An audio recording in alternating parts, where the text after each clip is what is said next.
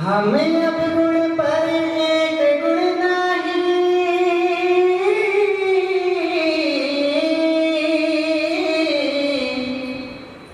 अमृत शाद विखे विकगाही।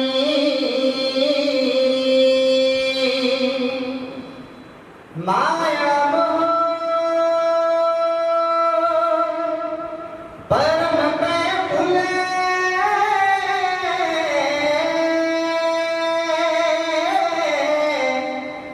सुबेदारा स्यों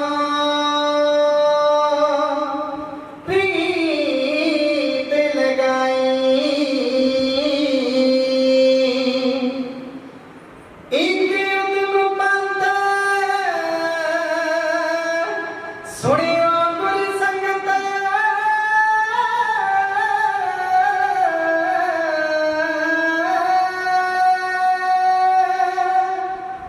तेहि मिलंत जमत्रास मिटाई। इके अरदास पाठ कीर्त की,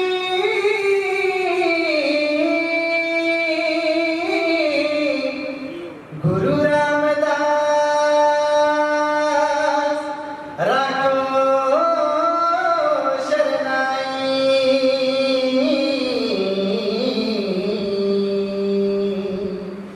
गुरु रामदास राखो शरणाई।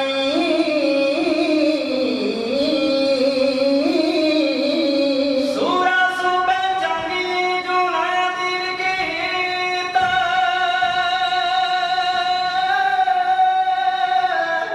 पुरजा पुरजा कटवे कब हूं ना शादी खेत।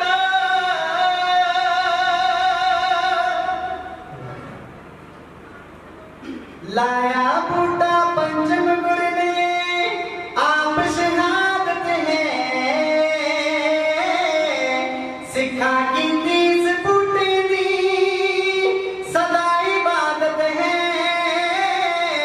सिखा की 30 बूटे दी सदा इबादत है।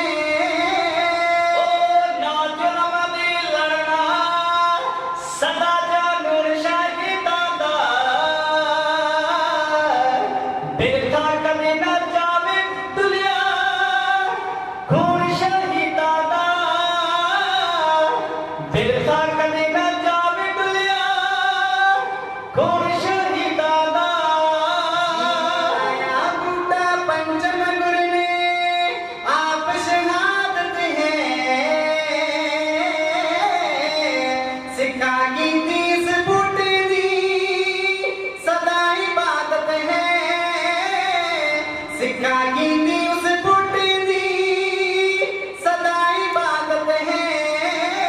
ओ ना जुल्म दी लड़ना सदा कानून शाही दादा, बिरथा कभी न जावे दुनिया खून शाही दादा। बिरथा कभी न जावे दुनिया खून शाही दादा। दुनिया बदले दे कुर्बानी तेग बहादुर गए, श्री गुरु तेग बहादुर बरसन सादी चादर गए। श्री गुरु तेग बहादुर बरसन सादी चादर गए। ओ करके सगात दादा से जानूर शाही दादा, बिरथा कभी न जावे दुनिया खून शाही दादा। बिरथा कभी न जावे दुनिया खून शाही दादा। ओ सतम गुरु ते 10वें गुरु ने तेग उठाई है, छठम गुरु ते दसम गुरु ने तेगी उठाई है, बिच जंग दे दियो शहादत जा सकाई है, बिच जंग दे दियो शहादत जा सकाई है। मेरा मुल चकाया सिखी दिया खाई दादा, बिरथा कदी ना जावे दुलिया खून शाही दादा, बिरथा कदी ना जावे दुलिया खून शाही दादा। ओए लड़े जंग दे बिच दुनिया बिच खलोते सी, लाल दसम सतगुर दे मां गुजरी दे पोते सी, लाल दसम सतगुर दे मां गुजरी दे पोते सी। डरे जरा ना पाया पूरा मलिया पिता दा, बिरथा कदी ना जावे दुलिया खून शाही दादा, बिरथा कदी ना जावे दुलिया खून शाही दादा। ओए मती दास ते सती दास जी पाई दे आला जो, मनी सिंह के तारू सिंह सी भूलिया बाजो,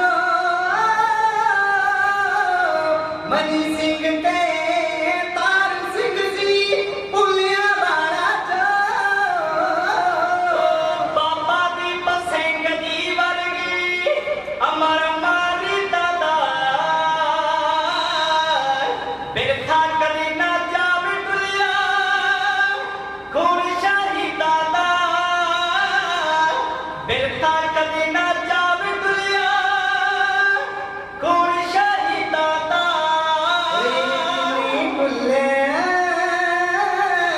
किन्ने गुल शहीद कोई गिनती ना हावे जी, करके जतन बैंकिया संदा विच भरोवे जी, करके जतन बैंकिया संदा विच भरोवे जी। ओ कैर सदा गुर जट संगा जनूर शाही दादा, बिरथा कदी ना जावे दुलिया खून शाही दादा,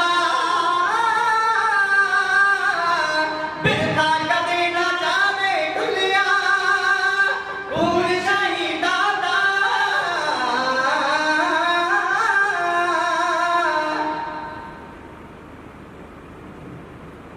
ਵਾਹਿਗੁਰੂ ਸਾਹ ਧਰਤੀ ਪਈ ਹਰਿਆਵਲੀ, जिथे ਜਿੱਥੇ ਮੇਰਾ ਸਤਿਗੁਰ ਬੈਠਿਆ ਆਏ, ਸੇ ਜੰਗ ਪਏ ਹਰਿਆਵਲੇ, ਜਿਨੇ ਮੇਰਾ ਸਤਿਗੁਰ ਦੇਖਿਆ ਜਾਏ, ਧੰਨ ਧੰਨ ਪਿਤਾ ਧੰਨ ਧੰਨ ਕੁਲ, ਧੰਨ ਧੰਨ ਜਨਨੀ ਜਿਨ ਗੁਰੂ ਜਨਿਆ। ਗੁਰੂ ਪਿਆਰੇ ਖਾਲਸਾ ਜੀ, ਅੱਜ ਆਪਾਂ ਬਹੁਤ ਹੀ ਵਡਭਾਗੇ ਹਾਂ ਜਿੱਥੇ ਪ੍ਰਬੰਧਕ ਕਮੇਟੀ ਵੱਲੋਂ, ਸੇਵਾਦਾਰਾਂ ਵੱਲੋਂ, ਗੁਰੂ ਚਰਨਾਂ ਦੇ ਪਿਆਰਿਆਂ ਵੱਲੋਂ, ਜਿੱਥੇ ਅੱਜ ਆਪਾਂ ਮਹਾਨ ਸਮਾਗਮ, ਗੁਰਮਤਿ ਸਮਾਗਮ ਕਰ ਰਹੇ ਹਾਂ ਤੇ ਉਸ ਮਹਾਨ ਗੁਰੂ ਨੂੰ ਯਾਦ ਕਰ ਰਹੇ ਹਾਂ ਜੋ ਬੈਰਾਗ ਮਨੁੱਖਤਾ ਦੀ ਸੱਚੀ ਸੂਰਤ ਬਣੇ ਵੇ, ਜਿਨ੍ਹਾਂ ਦੀ ਬਾਣੀ ਅਤ ਗੰਭੀਰ ਸਹਿਜ ਗੁਣਧਾਰੀ ਹੈ। ਕੌਣ ਨੇ ਸੋ ਸਤਿਗੁਰੂ ਧੰਨ ਗੁਰੂ ਤੇਗ ਬਹਾਦਰ ਜੀ ਮਹਾਰਾਜ। ਅੱਜ ਅਸੀਂ ਉਹਨਾਂ ਦੇ ਮੁਬਾਰਕ ਪ੍ਰਕਾਸ਼ ਦਿਹਾੜਿਆਂ ਨੂੰ ਮੁੱਖ ਰੱਖਦੇ ਹਾਂ। ਇਹ ਗੁਰਮਤਿ ਸਮਾਗਮ ਸਜਾਏ ਨੇ, ਪਰ ਇਸ ਸੰਗਤ ਦੇ ਵਿੱਚ ਆਉਣ ਦਾ ਸਭ ਤੋਂ ਵੱਡਾ ਜਿਹੜਾ ਫਲ ਸਾਨੂੰ ਤਾਂ ਹੀ ਪ੍ਰਾਪਤ ਹੋਣਾ ਹੈ ਜੇ ਇੱਥੇ ਆ ਕੇ ਅਸੀਂ ਆਪਣਾ ਮਨ ਜਿਹੜਾ ਗੁਰੂ ਚਰਨਾਂ ਦੇ ਵਿੱਚ ਜੋੜ ਸਕੀਏ। ਕਿਉਂਕਿ ਧੰਨ ਗੁਰੂ ਤੇਗ ਬਹਾਦਰ ਮਹਾਰਾਜ ਜੀ ਨੇ, ਜੇ ਉਹਨਾਂ ਦੀ ਬਾਣੀ ਪੜ੍ਹੀਏ ਨਾ, ਜਿੱਥੇ ਵਿਰਾਗ ਮਿਲਦਾ ਹੈ, ਜਿੱਥੇ ਭੀੜ ਤੇ ਸੰਤੋਖ ਵੀ ਮਿਲਦਾ ਹੈ, ਉੱਥੇ ਸਭ ਤੋਂ ਪਹਿਲਾਂ ਧੰਨ ਗੁਰੂ ਤੇਗ ਬਹਾਦਰ ਮਹਾਰਾਜ ਜੀ ਨੇ ਸਾਡੇ ਮਨ ਨੂੰ ਸੰਕੇਤ ਕੀਤਾ ਹੈ। ਜਦੋਂ ਅਸੀਂ ਬਾਣੀ ਪੜ੍ਹਦੇ ਹਾਂ ਨਾ, ਮਹਾਰਾਜ ਕਹਿੰਦੇ ਨਾ, ਸਾਧੋ ਮਨ ਕਾ ਮਾਨ ਤਿਆਗੋ। ਸਭ ਤੋਂ ਪਹਿਲਾਂ ਜੇ ਮਨ ਦੀ ਗੱਲ ਕੀਤੀ ਹੈ ਨਾ, ਉਹ ਧੰਨ ਗੁਰੂ ਤੇਗ ਬਹਾਦਰ ਮਹਾਰਾਜ ਜੀ ਨੇ ਆਪਣੀ ਪਾਵਨ ਬਾਣੀ ਦੇ ਵਿੱਚ ਸਭ ਤੋਂ ਜ਼ਿਆਦਾ ਇਸ ਮਨ ਨੂੰ ਸੁਚੇਤ ਕੀਤਾ ਹੈ।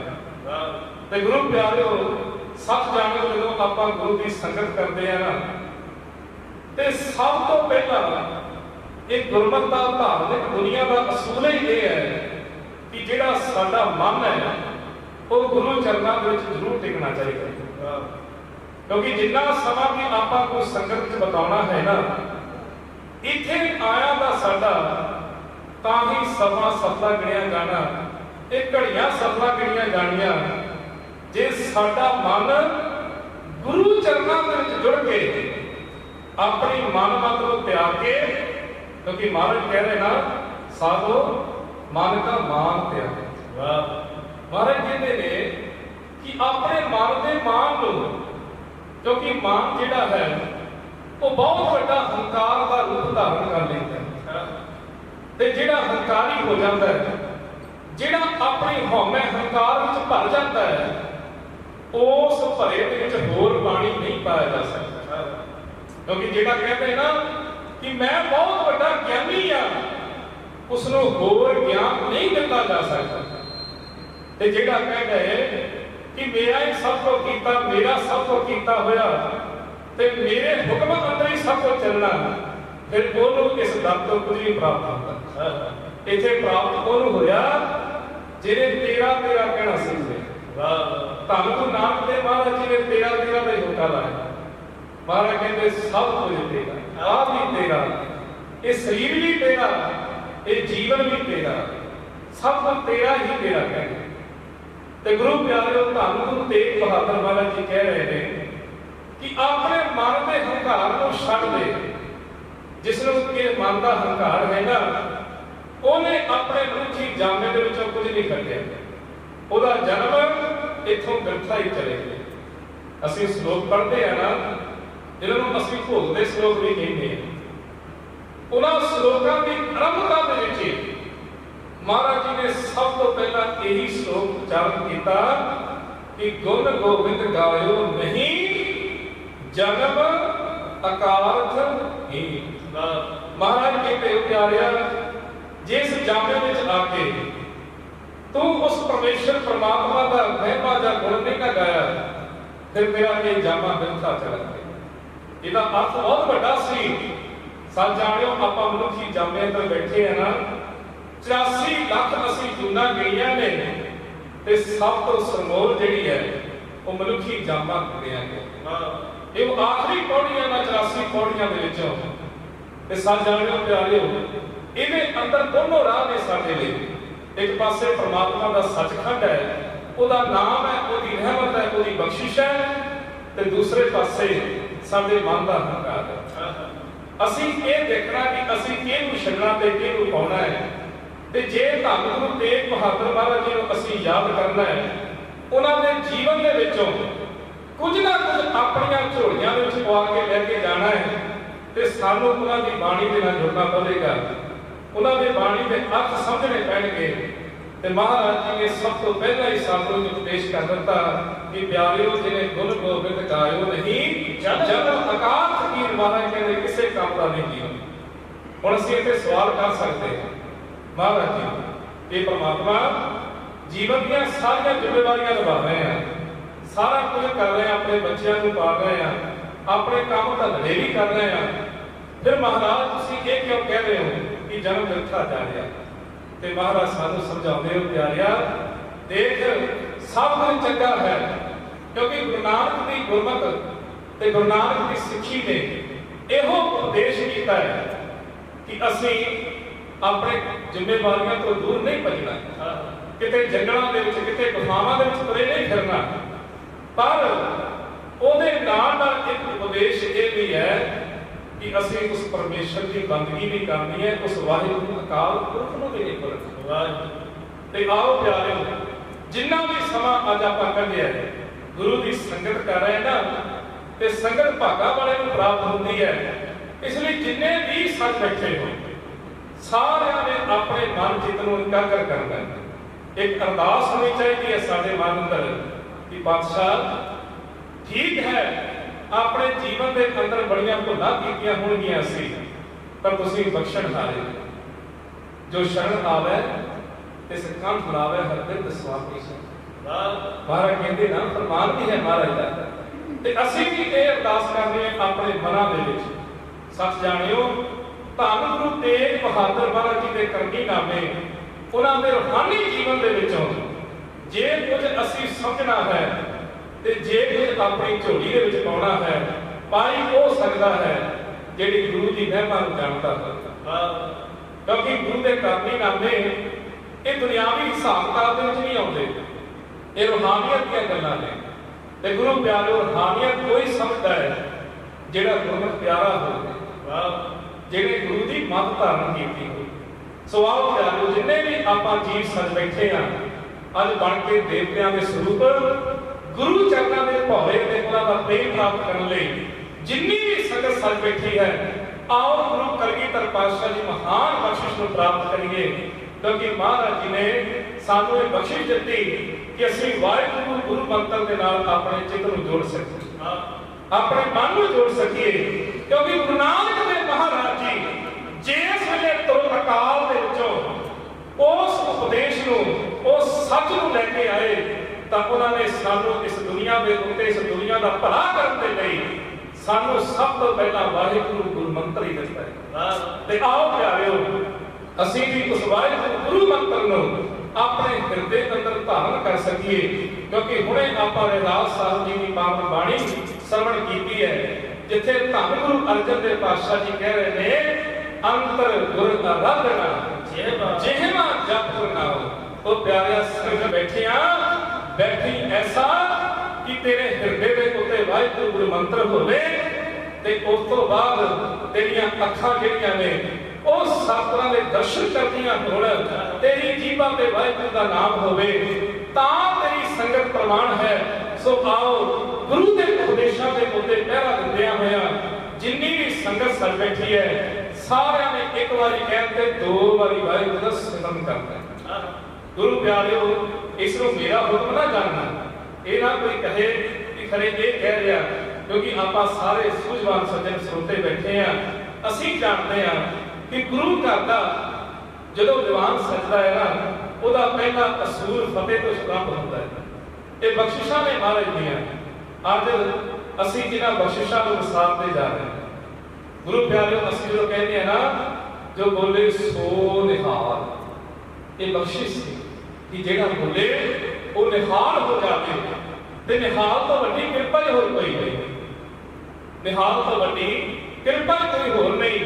ਜਿਸ ਵੇਲੇ ਨਾ ਆਪਾਂ ਗੁਰੂ ਸਾਹਿਬ ਦਾ ਜੀਵਨ ਪੜ੍ਹਦੇ ਆ, ਧੰਨ ਗੁਰੂ ਗੋਬਿੰਦ ਸਿੰਘ ਸੱਚੇ ਪਾਤਸ਼ਾਹ ਜੀ ਜਦੋਂ ਦਇਆ ਦੇ ਘਰ ਵਿੱਚ ਆ ਜਾਂਦੇ ਨਾ ਤਾਂ ਆਪਣੇ ਸਿੱਖ ਤੇ ਮੇਰਾ ਪਿਆ ਹੱਥ ਰੱਖ ਕਹਿੰਦੇ ਭਾਈ ਤੂੰ ਨਿਹਾਲ ਨਿਹਾਲ ਨਿਹਾਲ ਹੋ ਜਾਵੇਂ। ਜਦੋਂ ਇੰਨੀ ਗੱਲ ਕਹਿ ਦਿੰਦੇ ਨਾ ਤਾਂ ਉਹ ਦੋਨਾਂ ਜਹਾਨਾਂ ਵਿੱਚ ਸਬਦਾ ਗਿਣਿਆ ਜਾਂਦਾ, ਦੋਨਾਂ ਜਹਾਨਾਂ ਵਿੱਚ ਉਹਦੀ ਫਤਿਹ ਹੋ ਜਾਂਦੀ।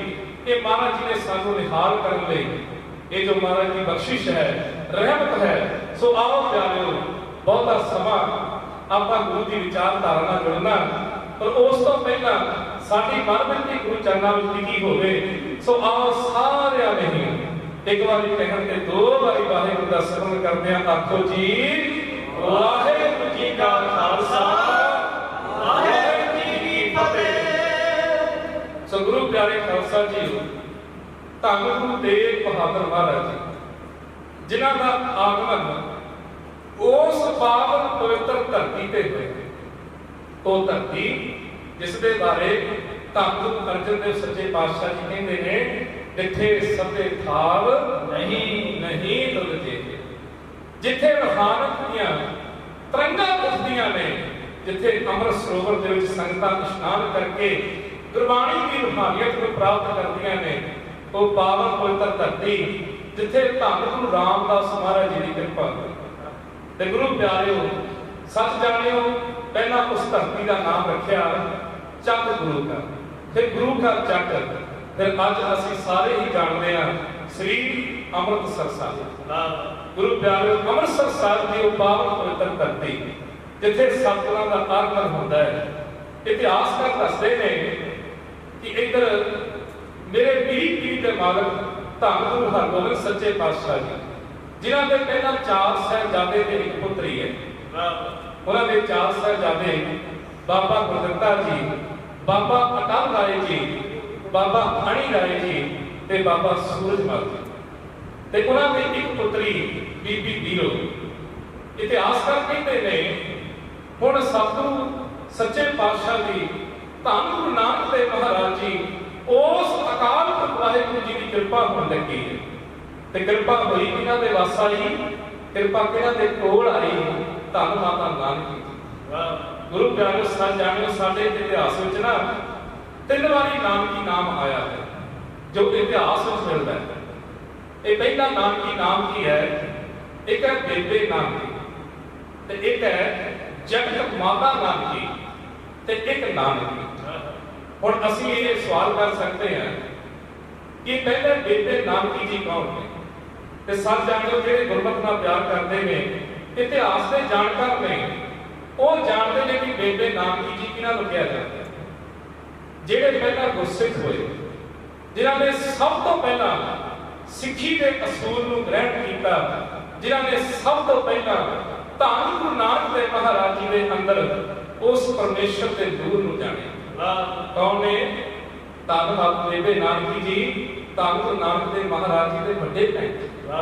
ਦੂਸਰਾ ਨਾਮ ਹੈ ਜਗਤ ਮਾਤਾ ਨਾਨਕੀ ਜੀ, ਜਿਹੜੇ ਧੰਨ ਗੁਰੂ ਤੇਗ ਬਹਾਦਰ ਮਹਾਰਾਜ ਜੀ ਦੇ ਮਾਤਾ ਜੀ। ਤੇ ਉਸ ਤੋਂ ਬਾਅਦ ਸ਼ਾਮ ਸਿੰਘ ਅਟਾਰੀ ਦੀ ਪੁੱਤਰੀ ਨਾਨਕੀ ਜੀ, ਜਿਹਦਾ ਵਿਆਹ ਕਵਰ ਨੌ ਨਿਹਾਲ ਸਿੰਘ ਦੇ ਨਾਲ ਹੋਇਆ। ਉਹਨਾਂ ਦਾ 3 ਨਾਮ, ਇਹ ਨਾਮ ਨਾਨਕੀ ਜਿਹੜੇ ਇਤਿਹਾਸ ਵਿੱਚ ਆਉਂਦੇ ਨੇ। ਤੇ ਲਓ ਪਿਆਰਿਓ, ਇੱਧਰ ਅਕਾਲ ਪੁਰਖ ਵਾਹਿਗੁਰੂ ਜੀ ਦੀ ਕਿਰਪਾ ਹੋਣ ਲੱਗੀ ਹੈ, ਜਿਨ੍ਹਾਂ ਨੇ ਇਸ ਕਲਯੁਗ ਦੇ ਵਿੱਚ ਆ ਕੇ ਵੱਡੇ ਸਾਕੇ ਸਹਿਨ ਕਰਨੇ ਨੇ, ਜਿਨ੍ਹਾਂ ਨੇ ਦੁਖੀਆਂ ਦੇ ਦੁੱਖ ਦੂਰ ਕਰਨੇ ਨੇ, ਜਿਨ੍ਹਾਂ ਨੇ ਨਾਮ ਦੇ ਰੂਹਾਨੀਅਤ ਦੇ ਖਜ਼ਾਨੇ ਬਖਸ਼ਣੇ ਨੇ, ਜਿਨ੍ਹਾਂ ਨੇ ਮਨੁੱਖਤਾ ਦੀ ਸੱਚੀ ਮੂਰਤ ਨੂੰ ਇਸ ਦੁਨੀਆ ਦੇ ਉੱਤੇ ਪ੍ਰਗਟ ਕਰਨਾ ਹੈ, ਜਿਨ੍ਹਾਂ ਨੇ ਰਾਗਮਈ ਦੀ ਤੇ ਉਸ ਤੋਂ ਬਾਅਦ ਦਇਆ ਤੇ ਸ਼ਾਂਤੀ ਦਾ ਪ੍ਰਗਟਾਵਾ ਇਸ ਦੁਨੀਆ ਦੇ ਉੱਤੇ ਕਾਇਮ ਕਰਨਾ ਹੈ। ਇੱਧਰ ਧੰਨ ਗੁਰੂ ਹਰਗੋਬਿੰਦ ਸੱਚੇ ਪਾਤਸ਼ਾਹ ਜੀ ਦੇ ਪਾਵਨ ਪਵਿੱਤਰ ਮਹਿਲ ਉਹਨਾਂ ਦੇ ਘਰ ਵਿਖੇ ਧੰਨ ਮਾਤਾ ਨਾਨਕੀ ਜੀ ਦੀ ਕੁੱਖ ਨੂੰ ਭਾਗ ਲਾਉਂਦਿਆਂ ਹੋਇਆਂ ਗੁਰੂ ਪਿਆਰਿਓ 1621 ਨੂੰ ਸਤਿਗੁਰਾਂ ਦਾ ਆਗਮਨ ਹੁੰਦਾ ਹੈ। ਉੱਥੇ ਇਤਿਹਾਸਕਾਰ ਇੱਕ ਬੜੀ ਸੁੰਦਰ ਘਟਨਾ ਕਹਿੰਦੇ, ਮੈਂ ਉਹ ਸਾਂਝੀ ਕਰਾਂਗੀ, ਉਸ ਤੋਂ ਬਾਅਦ ਆਪਾਂ ਕਵਿਤਾ ਵੀ ਸਰਵਣ ਕਰਾਂਗੇ, ਕਿਉਂਕਿ ਉਹ ਘਟਨਾ ਜਿਹੜੀ ਹੈ ਉਹ ਸਾਡੇ ਲਈ ਬੜੀ ਜ਼ਰੂਰੀ ਹੈ। ਅੱਜ ਅਸੀਂ ਗੁਰੂ ਘਰ ਦੇ ਵਿੱਚ ਜਦੋਂ ਆਉਂਦੇ ਆ ਨਾ, ਜਿਹੜੇ ਤਾਂ ਨਿਤਨੇਮ ਦੇ ਨਾਲ ਆਉਂਦੇ ਨੇ ਤੇ ਆਪਣਾ ਨਿਤਨੇਮ ਪੂਰਾ ਕਰਦੇ ਨੇ, ਉਹਨਾਂ ਨੂੰ ਬਹੁਤ ਵੱਡੇ ਭਾਗਾਂ ਵਾਲੇ ਸਮਝਦਾ। ਉਹਨਾਂ ਦੀ ਚਰਨ ਧੂੜੀ ਵੀ ਸਾਡੇ ਲਈ ਬੜੀ ਪਵਿੱਤਰ ਹੈ। ਤੇ ਗੁਰੂ ਪਿਆਰਿਓ, ਸੱਚ ਜਾਣਿਓ, ਜਿਹੜੇ ਆਪਣੇ ਨਿਤਨੇਮ ਨੂੰ ਨਹੀਂ ਨਾ ਪਾਲਦੇ, ਅੱਜ ਸਵਾਲ ਬਹੁਤ ਕਰਦੇ ਨੇ। ਉੱਥੇ ਇਤਿਹਾਸਕਾਰਾਂ ਨੇ ਇਹ ਲਿਖਿਆ ਹੈ, ਕਹਿੰਦੇ ਇੱਧਰ ਸਾਹਿਬਜ਼ਾਦੇ ਦਾ ਆਗਮਨ ਹੋ ਗਿਆ, ਸੇਵਕ ਸਿੰਘ ਪਹੁੰਚਿਆ, ਅੰਮ੍ਰਿਤ ਵੇਲੇ ਆਗਮਨ ਹੁੰਦਾ ਹੈ, ਤੇ ਧੰਨ ਗੁਰੂ ਹਰਗੋਬਿੰਦ ਸੱਚੇ ਪਾਤਸ਼ਾਹ ਜੀ ਦਰਬਾਰ ਸਾਹਿਬ ਦੇ ਵਿੱਚ ਬੈਠੇ ਆਸਾ ਦੀ ਵਾਰ ਦਾ ਕੀਰਤਨ ਸਰਵਣ ਕਰ ਰਹੇ। ਸੇਵਾਦਾਰ ਸਿੱਖ ਪਹੁੰਚਿਆ, ਉਹਨੇ ਆਖਿਆ, ਪਾਤਸ਼ਾਹ ਜੀ ਤੁਹਾਨੂੰ ਵਧਾਈਆਂ ਹੋਣ, ਤੁਹਾਡੇ ਘਰ ਦੇ ਵਿੱਚ ਸਾਹਿਬਜ਼ਾਦਾ ਆਇਆ। ਪਰ ਸਤਿਗੁਰਾਂ ਨੇ ਉਹਦੇ ਵੱਲ ਨਹੀਂ ਦੇਖਿਆ। ਮਹਾਰਾਜ ਜੀ ਉਸੇ ਤਰ੍ਹਾਂ ਚੌਂਕੜਾ ਮਾਰ ਕੇ ਬੈਠੇ। ਹੁਣ ਸਿੱਖ ਨੇ ਸੋਚਿਆ ਕਿ ਮਹਾਰਾਜ ਜੀ ਨੂੰ ਸ਼ਾਇਦ ਮੇਰੀ ਗੱਲ ਸੁਣੀ ਨਹੀਂ। ਉਹਨੇ ਦੂਸਰੀ ਵਾਰ ਫਿਰ ਆਖਿਆ ਕਿ ਪਾਤਸ਼ਾਹ ਜੀ ਵੱਡੇ ਭਾਗ ਉਸ ਅਕਾਲ ਪੁਰਖ ਵਾਹਿਗੁਰੂ ਜੀ ਨੇ ਕਿਰਪਾ ਕੀਤੀ ਹੈ ਤੇ ਤੁਹਾਡੇ ਘਰ ਸਾਹਿਬਜ਼ਾਦੇ ਆਏ। ਸਤਿਗੁਰਾਂ ਨੇ ਉਹਦੇ ਵੱਲ ਦੇਖਿਆ, ਠੀਕ ਕਿਹਾ, ਪਰ ਫਿਰ ਵੀ ਚੌਂਕੜਾ ਮਾਰ ਕੇ ਬੈਠੇ। ਉਹ ਹੈਰਾਨ ਹੋ ਗਿਆ ਸੀ, ਕਹਿੰਦਾ ਗੁਰੂ ਮਹਾਰਾਜ ਨੂੰ ਕੋਈ ਖੁਸ਼ੀ ਨਹੀਂ ਹੋਈ। ਫਿਰ ਉਹਨੇ ਸੋਚਿਆ ਕਿ ਕੀਰਤਨ ਚੱਲਦਾ ਹੈ, ਸ਼ਾਇਦ ਫਿਰ ਵੀ ਆਵਾਜ਼ ਸਹੀ ਨਾ ਸੁਣੀ। ਉਹਨੇ ਫਿਰ ਆਖਿਆ ਕਿ ਪਾਤਸ਼ਾਹ ਜੀ ਤੁਹਾਡੇ ਘਰ ਸਾਹਿਬਜ਼ਾਦੇ ਆਏ ਨੇ ਕਿ ਤੁਸੀਂ ਉਹਨਾਂ ਦੇ ਦਾਰ ਕਰਨ ਨਹੀਂ ਜਾਣਾ, ਤੁਹਾਨੂੰ ਖੁਸ਼ੀ ਕੋਈ ਨਹੀਂ।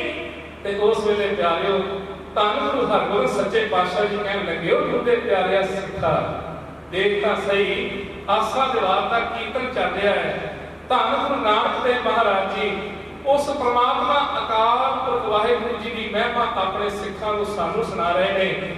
ਤੇ ਜਿਨ੍ਹਾਂ ਗੁਰੂ ਨਾਨਕ ਦੇਵ ਮਹਾਰਾਜ ਦੀ ਕਿਰਪਾ ਤੇ ਬਖਸ਼ਿਸ਼ ਦੇ ਨਾਲ ਮੈਨੂੰ ਇਹ ਸਾਰਾ ਕੁਝ ਪ੍ਰਾਪਤ ਹੋਇਆ, ਮੈਂ ਕਿਵੇਂ ਉਹਨਾਂ ਦੀ ਆਸਾ ਦੀਵਾਰ ਅਧੂਰੀ ਛੱਡ ਕੇ ਵਿੱਚੋਂ ਪੁੱਛ ਕੇ ਚਲਿਆ ਗਿਆ। ਦੇਖੋ ਪਿਆਰਿਓ, ਤੇ ਸਾਡੇ ਵਰਗਾ ਕੋਈ ਹੁੰਦਾ ਨਾ, ਉਹਨੇ ਭੱਜ ਕੇ ਜਾਣਾ ਸੀ, ਵਿੱਚੋਂ ਹੀ ਛੱਡ ਜਾਣੀ ਸੀ ਆਸਾ ਦੀਵਾਰ। ਅਸੀਂ ਬੜੇ ਬਹਾਨੇ ਕਹਿੰਦੇ ਆ ਕਿ ਸਮਾਂ ਨਹੀਂ ਲੱਗਦਾ, ਜਾਂ ਅਸੀਂ ਕਹਿੰਦੇ ਆ ਕਿ 5 ਬਾਣੀਆਂ ਨਿਤਨੇਮ ਕਰਨ ਦੀ ਕੀ ਲੋੜ ਹੈ। ਪਰ ਸੱਚ ਜਾਣਦੇ ਹੋ ਪਿਆਰਿਓ, ਦੇਖੋ ਧਿਆਨ ਦੇ ਨਾਲ, ਗੁਰੂ ਮਹਾਰਾਜ ਜੀ ਚਾਹੇ ਆਪ ਗੁਰਗੱਦੀ ਦੇ ਮਾਲਕ ਵੀ ਨੇ, ਪਰ ਫਿਰ ਵੀ ਧੁਰਦੀ ਬਾਣੀ ਦਾ ਇੰਨਾ ਸਤਿਕਾਰ ਹੈ ਕਿ ਮਹਾਰਾਜ ਜੀ ਨੇ ਉਸ ਸੇਵਕ ਸਿੱਖ ਨੂੰ ਆਸਾ ਦੀਵਾਰ ਦਾ ਕੀਰਤਨ ਚੱਲਦਾ ਹੈ, ਇਸ ਨੂੰ ਛੱਡ ਕੇ ਜਾਣਾ ਇਹ ਸਾਡੇ ਨੂੰ ਚੰਗਾ ਮਹਿਸੂਸ ਨਹੀਂ ਹੁੰਦਾ। ਉਹਨਾਂ ਨੇ ਆਸਾ ਦੀਵਾਰ ਦਾ ਕਹਿੰਦੇ ਪੂਰਨ ਕੀਰਤਨ ਸੁਣਿਆ, ਤੇ ਇਤਿਹਾਸ ਸਾਨੂੰ ਹੋਰ ਵੀ ਮਸਾਲਾ ਦਿੰਦਾ ਹੈ। ਧੰਨ ਗੁਰੂ ਗੋਬਿੰਦ ਸਿੰਘ ਸੱਚੇ ਪਾਤਸ਼ਾਹ ਜੀ ਸਰਸਾ ਨਦੀ ਜਿੱਥੇ ਪਰਿਵਾਰ ਦਾ ਵਿਛੋੜਾ ਹੋਇਆ ਨਾ, ਉੱਥੇ ਬੈਠ ਕੇ ਵੀ ਮਹਾਰਾਜ ਜੀ ਨੇ ਆਸਾ ਦੀਵਾਰ ਦਾ ਕੀਰਤਨ ਕੀਤਾ। ਚਮਕੌਰ ਸਾਹਿਬ ਦੀ ਗੜੀ ਜਿੱਥੇ ਲੱਖਾਂ ਮੁਗਲਾਂ ਫੌਜਾਂ ਨੇ ਆਲੇ ਦੁਆਲੇ ਘੇਰਾ ਪਾਇਆ ਹੋਇਆ ਸੀ, ਉੱਥੇ ਵੀ ਸਤਿਗੁਰਾਂ ਨੇ ਆਸਾ ਦੀਵਾਰ ਦਾ ਕੀਰਤਨ ਕੀਤਾ। ਉੱਥੇ ਭਾਈ ਦਇਆ ਸਿੰਘ ਨੇ ਪੁੱਛਿਆ ਸੀ, ਮਹਾਰਾਜ ਨਾ ਕੋਈ ਸਾਡੇ ਕੋਲ ਸਾਜ਼ ਹੈ, ਨਾ ਧੁਨੀ ਪ੍ਰਗਟ ਹੋਣੀ, ਨਾ ਤਬਲਾ, ਨਾ ਬਾਜਾ, ਆਸਾ ਦੀਵਾਰ ਦਾ ਕੀਰਤਨ ਕਿਵੇਂ ਹੋਵੇਗਾ? ਮਹਾਰਾਜ ਕਹਿੰਦੇ ਉਹ ਪ੍ਰਮਾਤਮਾ ਨੇ ਆਵਾਜ਼ ਤਾਂ ਬਖਸ਼ੀ ਹੈ ਨਾ, ਆਵਾਜ਼ ਦੇ ਵਿੱਚ ਬਖਸ਼ੀ ਹੈ, ਇਹ ਬੋਲ ਬਖਸ਼ੇ ਨੇ, ਜੀਭਾ ਬਖਸ਼ੀ ਹੈ, ਇਹਦੇ ਦੁਆਰਾ ਹੀ ਆਸਾ ਦੀਵਾਰ ਦਾ ਕੀਰਤਨ ਕਰਨਾ। ਤੇ ਗੁਰੂ ਪਿਆਰੇ ਸਾਥ ਜਾਣੋ, ਜਿੰਨੇ ਉਹ ਪੁਰਾਣੇ ਸਿੱਖ ਹੋਏ ਨੇ ਨਾ, ਤੇ ਅੱਜ ਵੀ ਹੈਣ ਗੱਲੇ ਗੁਰਮਤਿ ਪਿਆਰੇ ਜਿਹੜੇ ਗੁਰੂ ਦੀ ਮਹਿਮਾ ਨੂੰ ਜਾਣਦੇ ਨੇ ਤੇ ਆਪਣਾ ਨਿਤਨੇਮ ਨਹੀਂ ਗਵਾਉਂਦੇ, ਨਿਤਨੇਮ ਦੀ ਕੀਮਤ ਨੂੰ ਜਾਣਦੇ ਨੇ। ਕਿਉਂਕਿ ਪਿਆਰੇ ਉਹਦਾ ਇਹ ਨਾ ਕੋਈ ਸੋਚੇ ਕਿ ਕਿਸੇ ਨੇ ਅੰਮ੍ਰਿਤ ਛਕ ਲਿਆ ਤਾਂ ਉਹ ਗੁਰੂ ਵਾਲਾ ਹੋ ਕੇ ਪੂਰਨਤਾ ਹੀ ਕਰ ਗਿਆ, ਨਹੀਂ ਪਿਆਰੇ।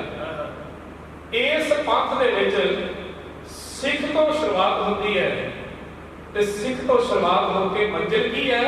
ਗੁਰਸਿੱਖ ਦਾ। ਸਿੱਖ ਤੋਂ ਅਸੀਂ ਸ਼ੁਰੂ ਹੁੰਦੇ ਹਾਂ, ਸਿੱਖੀ ਸ਼ੁਰੂ ਹੁੰਦੀ ਹੈ, ਤੇ ਗੁਰਸਿੱਖ ਤੇ ਪਹੁੰਚ ਕੇ ਸਾਡੀ ਮੰਜ਼ਿਲ ਪ੍ਰਾਪਤ ਹੁੰਦੀ ਹੈ। ਉਹਦਾ ਕਾਰਨ ਕੀ ਹੈ? ਕਿਉਂਕਿ ਜਦੋਂ ਸਿੱਖਦਿਆਂ ਬਾਣੀ ਪੜ੍ਹਦਿਆਂ ਬਾਣੀ ਸਾਡੀ ਆਤਮਾ ਦੇ ਅੰਦਰ ਘਰ ਕਰ ਜਾਏ, ਬਾਣੀ ਸਾਡੇ ਹਿਰਦੇ ਵਿੱਚ ਸਦਾ ਹੀ ਚੱਲਦੀ ਰਹੇ, ਉਸ ਵੇਲੇ ਅਸੀਂ ਗੁਰਸਿੱਖ ਬਣ ਜਾਂਦੇ ਹਾਂ। ਤੇ ਮਹਾਰਾਜ ਜੀ ਨੇ ਗੁਰਸਿੱਖ ਉੱਤੇ ਬੜੀਆਂ ਕਿਰਪਾ ਕੀਤੀਆਂ ਨੇ। ਤੇ ਪਿਆਰੋ ਦੇਖੋ, ਇਧਰ ਆਸਾ ਦੀਵਾਰ ਦਾ ਕੀਰਤਨ ਗੁਰੂ ਹਰਗੋਬਿੰਦ ਮਹਾਰਾਜ ਜੀ ਨੇ ਪੂਰਨ ਸੁਣਿਆ। ਅੱਜ ਸਾਡੇ ਘਰਾਂ ਵਿੱਚ ਬੜੀਆਂ ਸੰਤਾਵਾਂ ਨੇ, ਤਾਂ ਦਰਬਾਰ ਸਾਹਿਬ ਤੋਂ ਸਿੱਧਾ ਲਾਈਵ ਕੀਰਤਨ ਹਰ ਘਰ ਦੇ ਵਿੱਚ ਆਉਂਦਾ ਹੈ। ਆਸਾ ਦੀਵਾਰ ਦਾ ਕੀਰਤਨ ਵੀ ਹੁੰਦਾ ਹੈ, ਸੋਹਣ ਰਾਤ ਦੀ ਪੌੜੀ ਵੀ ਪੜ੍ਹੀ ਜਾਂਦੀ ਹੈ। ਪਰ ਬੜੇ ਅਫਸੋਸ ਨਾਲ ਕਹਿਣਾ ਪੈਂਦਾ ਕਿ ਸਾਡੇ ਬੱਚਿਆਂ ਨੂੰ ਬਹੁਤ ਘੱਟ ਗੁਰਬਾਣੀ ਕੰਠ ਹੁੰਦੀ। ਆਸਾ ਦੀਵਾਰ ਦਾ ਕੀਰਤਨ ਪਤਾ ਨਹੀਂ ਕਿੰਨੇ ਕੁ ਸਾਲਾਂ ਤੋਂ ਲਾਈਵ ਚੱਲ ਰਿਹਾ ਸਾਡੇ ਘਰਾਂ ਦੇ ਵਿੱਚ, ਪਰ ਫਿਰ ਵੀ ਸਾਡੇ ਬੱਚਿਆਂ ਨੂੰ ਬਾਣੀ ਕੰਠ ਨਹੀਂ ਹੁੰਦੀ। ਪਰ ਜਦੋਂ ਕੋਈ ਨਵਾਂ ਗਾਣਾ ਆ ਜਾਏ ਨਾ, ਇਹ ਅਫਸੋਸ ਦੀ ਗੱਲ ਹੈ, ਜਦੋਂ ਨਵਾਂ ਕੋਈ ਗਾਣਾ ਹੋਵੇ ਸਾਡੇ ਬੱਚਿਆਂ ਦੇ ਮੂੰਹ ਤੇ ਐਵੇਂ ਹੀ ਚੜ ਜਾਂਦਾ।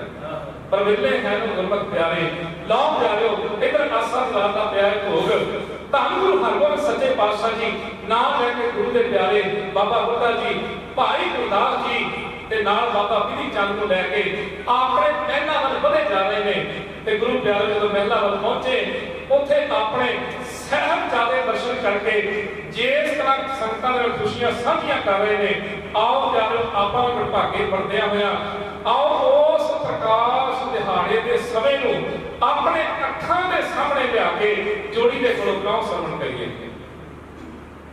1621 ਦਿਨ ਇੱਕ ਅਪ੍ਰੈਲ ਪਿਆਰਾ ਸੀ, ਸ਼੍ਰੀ ਗੁਰੂ ਤੇਗ ਬਹਾਦਰ ਜੀ ਨੇ ਭਾਗ ਲਗਾਏ, ਸ਼੍ਰੀ ਗੁਰੂ ਤੇਗ ਬਹਾਦਰ ਜੀ ਨੇ ਭਾਗ ਲਗਾਏ।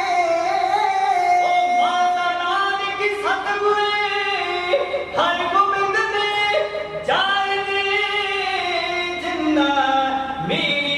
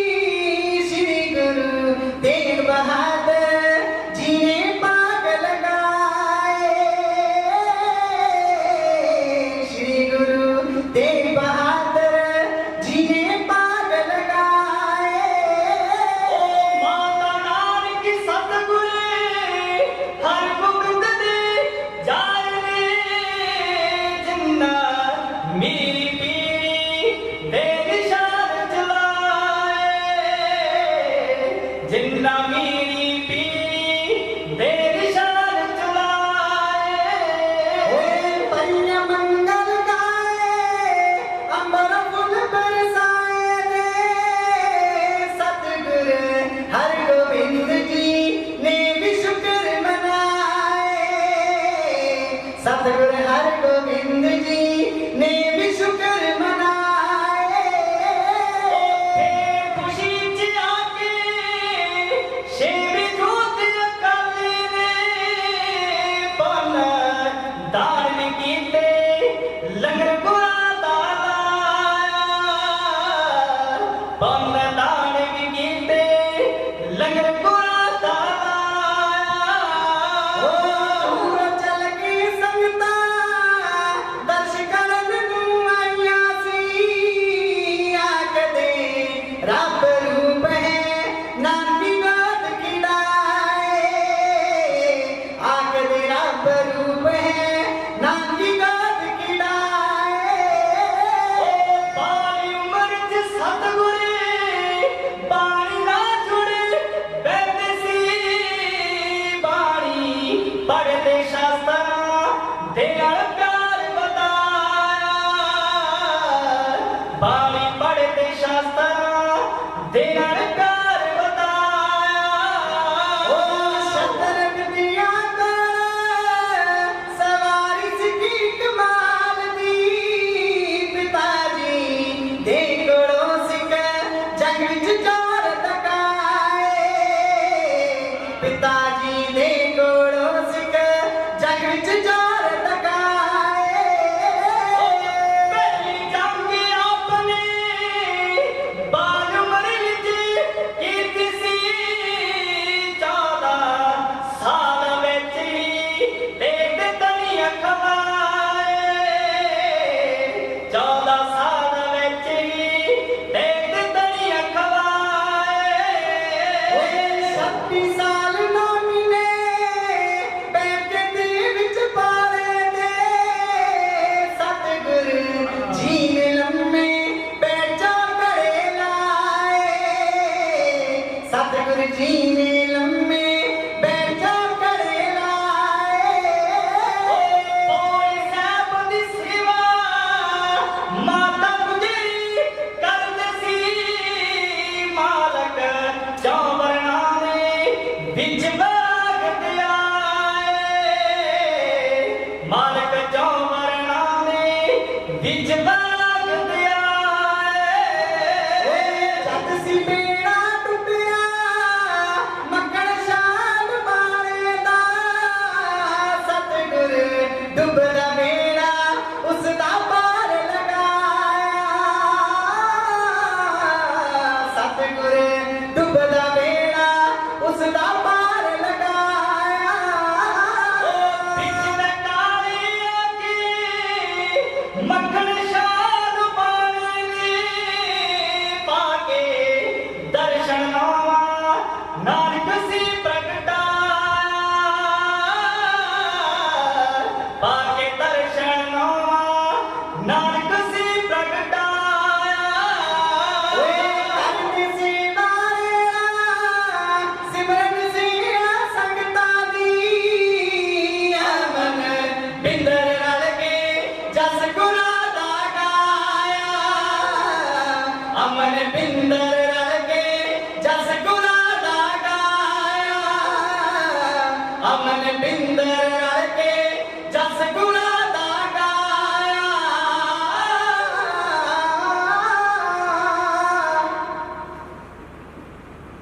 ਸਤਿਗੁਰੂ ਪਿਆਰੇ ਖਾਲਸਾ ਜੀ, ਜਿਸ ਵੇਲੇ ਇਹਨਾਂ ਗੁਰੂ ਹਰਗੋਬਿੰਦ ਖਾਲਸਾ ਜੀ ਨੇ ਆਪਣੇ ਸਾਹਿਬਜ਼ਾਦੇ ਨੂੰ ਆਪਣੀ ਗੁਰਦੀ ਦੇ ਵਿੱਚ ਲਿਆ, ਸਾਹਿਬਜ਼ਾਦੇ ਦੇ ਤਾਂਬੇ ਦੇ ਸਰੀਰ ਦੇ ਦਰਸ਼ਨ ਕੀਤੇ ਨਾ ਤਾਂ ਆਪਣੇ ਨੇਤਰ ਖੋਲ ਲਏ ਤੇ ਸਿਰ ਝੁਕਾ ਕੇ ਨਮਸਕਾਰ ਕੀਤਾ। ਵਾਹ ਜਦੋਂ ਨਮਸਕਾਰ ਹੋਈ ਨਾ, ਉਸੇ ਵੇਲੇ ਬਾਬਾ ਬਿਧੀ ਚੰਦ ਨੇ ਪੁੱਛਿਆ ਕਿ ਮਹਾਰਾਜ ਜੀ ਸਾਹਿਬਜ਼ਾਦੇ ਤਾਂ ਅੱਗੇ ਵੀ ਆਏ, ਇਹਨਾਂ ਨਮਸਕਾਰ ਕਿਉਂ ਕੀਤੇ ਤੁਸੀਂ?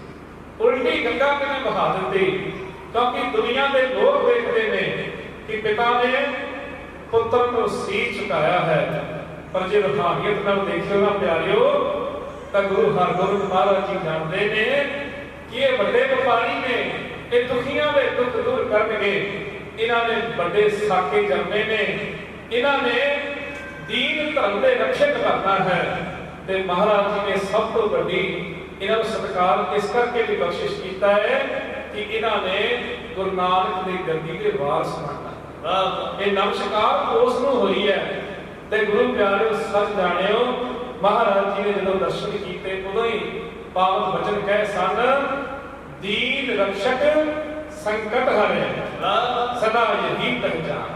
ਮਹਾਰਾਜ ਕਹਿੰਦੇ ਇਹਨਾਂ ਦੀ ਪਹਿਚਾਨ ਹੀ ਤੇ ਹੋਵੇਗੀ। ਲਓ ਪਿਆਰਿਓ, ਸਮਾਂ ਆਪਣੇ ਚਾਲੇ ਚੱਲਦਾ ਜਾ ਰਿਹਾ। ਇਤਿਹਾਸ ਬਹੁਤ ਹੀ ਗੰਭੀਰ ਤੇ ਸਮੁੰਦਰਾਂ ਵਰਗਾ ਵਿਸ਼ਾਲ ਹੈ, ਪਰ ਮੈਂ ਮੁੱਖ ਘਟਨਾਵਾਂ ਉਹ ਕਹਿਣੀਆਂ ਨੇ ਜਿਨ੍ਹਾਂ ਨੇ ਸਤਿਗੁਰਾਂ ਜੀ ਦੀ ਦਇਆ ਤੇ ਗੰਭੀਰਤਾ ਨੂੰ ਪੇਸ਼ ਕੀਤਾ ਹੈ। ਦਇਆ ਉਸ ਵੇਲੇ ਹੋਈ ਜਿਸ ਵੇਲੇ ਬਾਬਾ ਗੁਰਦਿੱਤੇ ਦੀ ਬਰਾਤ ਉੱਠੀ ਹੈ ਤੇ ਗੁਰੂ ਪਿਆਰਿਓ ਬਰਾਤ ਨੇ ਚਾਲੇ ਪਾਏ। ਇੱਧਰ ਉੱਧਰ ਦਰਸ਼ਨ ਕਰਨ ਲਈ ਸੰਗਤਾਂ ਆਈਆਂ। ਉਹਨਾਂ ਦੇ ਵਿੱਚ ਇੱਕ ਬੱਚਾ ਖੜਾ ਹੈ ਜਿਹਦੇ ਤਾਨੋਂ ਦੇ ਕੱਪੜੇ ਨਹੀਂ ਪਾਏ ਹੋਏ। ਉਸ ਬੱਚੇ ਨੂੰ ਦੇਖੇ ਮੇਰੇ ਸੱਚੋਜੀ ਪਾਤਸ਼ਾਹ ਨੇ ਆਖਿਆ, ਉਹ ਬੱਚਿਆ ਤੇਰੀ ਮਾਂ ਨੂੰ ਤੇਰਾ ਖਿਆਲ ਨਹੀਂ, ਇੰਨੀ ਸਰਦੀ ਹੈ ਤੇ ਤੇਰੇ ਤਾਨੋਂ ਤੇ ਗਰਮ ਕੱਪੜੇ ਨਹੀਂ। ਉਹ ਬੱਚਾ ਕਹਿਣ ਲੱਗਾ, ਪਾਤਸ਼ਾਹ ਜੀ ਕਿਹੜੀ ਮਾਂ ਇਹ ਗੱਲ ਚਾਹੁੰਦੀ ਹੈ ਕਿ ਉਸ ਬੱਚੇ ਤੇ ਤਾਨੋਂ ਤੇ ਗਰਮ ਕੱਪੜੇ ਨਾ ਹੋਣ? ਕੋਈ ਮਾਂ ਨਹੀਂ ਚਾਹੁੰਦੀ, ਪਰ ਗਰੀਬੀ ਪੇਸ਼ ਨਹੀਂ ਜਾਣ ਦਿੰਦੀ। ਤੇ ਉਸ ਵੇਲੇ ਮੇਰੇ ਪਾਤਸ਼ਾਹ ਨੇ ਕਹਿੰਦੇ ਆਪਣੀ ਕੀਮਤੀ ਪੋਸ਼ਾਕ ਜਿਹੜੀ ਹੈ, ਗਲ ਦੇ ਜਿਹੜਾ ਕੈਂਠਾ ਪਾਇਆ ਸੀ, ਉਹ ਵੀ ਲਾਹ ਕੇ ਉਸ ਬੱਚੇ ਨੂੰ ਦੇ ਦਿੱਤਾ। ਦੇਖੋ ਪਿਆਰਿਓ, ਜਿਹੜਾ ਪਾਤਸ਼ਾਹ ਇੱਕ ਬੱਚੇ ਦੇ ਨੰਗੇਜ ਨੂੰ ਦੇਖ ਕੇ ਨਹੀਂ ਕਰ ਸਕਿਆ ਤਾਂ ਉਹ ਇਹਨਾਂ ਹਿੰਦੁਸਤਾਨ ਦੀਆਂ ਬਹੁ ਬੇਟੀਆਂ ਦੀ ਇੱਜ਼ਤ ਲੁੱਟ ਹੁੰਦੀ ਕਿਵੇਂ ਦੇਖ ਸਕਦਾ? ਉਹ ਕਿਵੇਂ ਸਹਿਣ ਕਰ ਸਕਦਾ ਸੀ? ਗੰਭੀਰ ਕਦੋਂ ਹੋਏ ਜਦੋਂ ਬਾਬਾ ਅਟਲ ਰਾਏ ਜੀ ਆਪਣਾ ਚੁੱਲ੍ਹਾ ਛੱਡ ਗਏ। ਇਹ ਵੀ ਘਟਨਾ ਬੜੀ ਲੰਬੀ ਹੈ, ਪਰ ਸਕੇਲ ਦੇ ਵਿੱਚ ਆਪ ਸੰਗਤਾਂ ਨੂੰ ਸਰਵਣ ਕਰਾਉਣੀ ਹੈ, ਕਿਉਂਕਿ ਉਹਨਾਂ ਨੇ ਆਪਣੇ ਸਾਥੀ ਮੋਹਨ ਨੂੰ ਆਵਾਜ਼ ਦੇ ਕੇ ਜਿੰਦਾ ਕਰ ਲਿਆ ਸੀ। ਗੁਰੂ ਹਰਗੋਬਿੰਦ ਮਹਾਰਾਜ ਜੀ ਨੇ ਜਦੋਂ ਆਪਣੇ ਸਾਹਮਣੇ ਪੇਸ਼ ਕੀਤਾ, ਆਖਿਆ ਤੁਸੀਂ ਪ੍ਰਮਾਤਮਾ ਦੇ ਹੁਕਮ ਦੀ ਉਲੰਘਣਾ ਕੀਤੀ ਹੈ। ਗੁਰੂ ਨਾਨਕ ਦੇ ਘਰ ਵਿੱਚ ਕਰਾਮਾਤ ਜਹਨ ਦਾ ਨਾਮ ਹੈ, ਇਸ ਲਈ ਤੁਹਾਨੂੰ ਹੁਣ ਇਹ ਆਪਣਾ ਚੋਲਾ ਛੱਡਣਾ ਪਵੇਗਾ। ਜਦ ਅਸੀਂ ਤੁਰੀਏ ਜਾਂ ਤੁਸੀਂ ਜਾਓ। ਤੇ ਉਸ ਵੇਲੇ ਅਕਾਲ ਰਾਏ ਜੀ ਨੇ ਅਸੀਂ ਜਾਣੇ ਨਾ 7 ਮੰਜ਼ਿਲਾ ਇਮਾਰਤ ਦੇਖਦੇ ਆ ਹਰਿਮੰਦਰ ਸਾਹਿਬ ਦੀ ਪਾਵਨ ਧਰਤੀ ਤੇ ਉਹ ਬਾਬਾ ਅਕਾਲ ਰਾਏ ਜੀ ਉਹ ਚੋਲਾ ਛੱਡ ਗਏ, ਸਤਿਗੁਰੂ ਗੰਭੀਰਤਾ ਦੇ ਵਿੱਚ ਚਲੇ ਗਏ। ਤੇ ਪਿਆਰਿਓ ਸੱਚ ਜਾਣਿਓ, ਜਦੋਂ ਸੰਗਤ ਦੇ ਵਿੱਚ ਆਉਣਾ ਨਾ ਸਦਾ ਨੀਵੀਂ ਪਾ ਕੇ ਆਉਣਾ। ਸੰਗਤਾਂ ਨੇ ਵੇਖਣਾ ਤੇ ਆਖਣਾ ਕਿ ਪਾਤਸ਼ਾਹ ਜੀ ਤੁਹਾਡਾ ਸਾਹਿਬਜ਼ਾਦਾ ਨਾ ਜਦੋਂ ਵੀ ਸੰਗਤ ਦੇ ਵਿੱਚ ਆਉਂਦਾ ਹੈ ਹਮੇਸ਼ਾ ਨੀਵੀਂ ਪਾ ਕੇ ਰੱਖਦਾ ਹੈ, ਉੱਤੇ ਅੱਖਾਂ ਕਰਕੇ ਕਿਉਂ ਨਹੀਂ ਦੇਖਦਾ? ਬਾਲਾ ਬੋਲਦਾ ਕਿਉਂ ਨਹੀਂ? ਚੁੱਪਚਾਪ ਜ਼ਿਆਦਾ ਕਿਉਂ ਲੈਂਦਾ? ਗੁਰੂ ਹਰਗੋਬਿੰਦ ਮਹਾਰਾਜ ਜੀ ਨੇ ਫਿਰ ਸੰਗਤਾਂ ਦੇ ਵਿੱਚ ਹੀ ਪੁੱਛ ਲਿਆ ਕਿ ਪਿਆਰੇ ਸਾਹਿਬਜ਼ਾਦਿਆ ਬੱਚਿਆ ਤੂੰ ਨੀਵੀਂ ਪਾ ਕੇ ਕਿਉਂ ਰੱਖਦਾ ਹੈ? ਬਹੁਤਾ ਬੋਲਦਾ ਕਿਉਂ ਨਹੀਂ? ਤੇ ਉਸ ਵੇਲੇ ਸੱਚ ਜਾਣਿਓ ਪਿਆਰਿਓ, ਆਪਾਂ ਵੀ ਸੰਗਤ ਬੈਠੇ ਆ ਨਾ, ਕਈ ਵਾਰੀ ਆਪਣੀਆਂ ਗੱਲਾਂ ਬਾਤਾਂ ਵਿੱਚ ਰੁੱਝ ਜਾਈਦਾ। ਮੇਰੇ ਪਾਤਸ਼ਾਹ ਕਹਿਣ ਲੱਗੇ, ਇਹ ਹਜ਼ੂਰ ਪਾਤਸ਼ਾਹ ਮੈਂ ਇਸ ਕਰਕੇ ਨੀਵੀਂ ਪਾ ਕੇ ਰੱਖਦਾ ਕਿ ਇਹਨਾਂ ਅੱਖਾਂ ਦੇ ਵਿੱਚੋਂ ਕੋਈ ਗੁਸਤਾਖੀ ਨਾ ਹੋ ਜਾਏ, ਕੋਈ ਭੁੱਲ ਨਾ ਹੋ ਜਾਏ, ਇਹੋ ਜਿਹੇ ਕੋਈ ਦਰਸ਼ਨ ਦਿਦਾਰੇ ਨਾ ਹੋ ਜਾਣ ਕਿ ਮੇਰਾ ਮਨ ਭਟਕ ਜਾਏ। ਤੇ ਮੈਂ ਚੁੱਪ ਜ਼ਿਆਦਾ ਇਸ ਕਰਕੇ ਨਹੀਂ ਨਾ ਕਿ ਇਸ ਜੀਭਾਂ ਦੇ ਵਿੱਚੋਂ ਕੋਈ ਮੰਦੜਾ ਬੋਲ ਨਾ ਨਿਕਲੇ। ਦੇਖੋ ਪਿਆਰਿਓ, ਸੰਗਤ ਦੇ ਵਿੱਚ ਆਉਣਾ ਤਾਂ ਬੜੇ ਗੰਭੀਰ ਰਸ ਰਹਿਣਾ।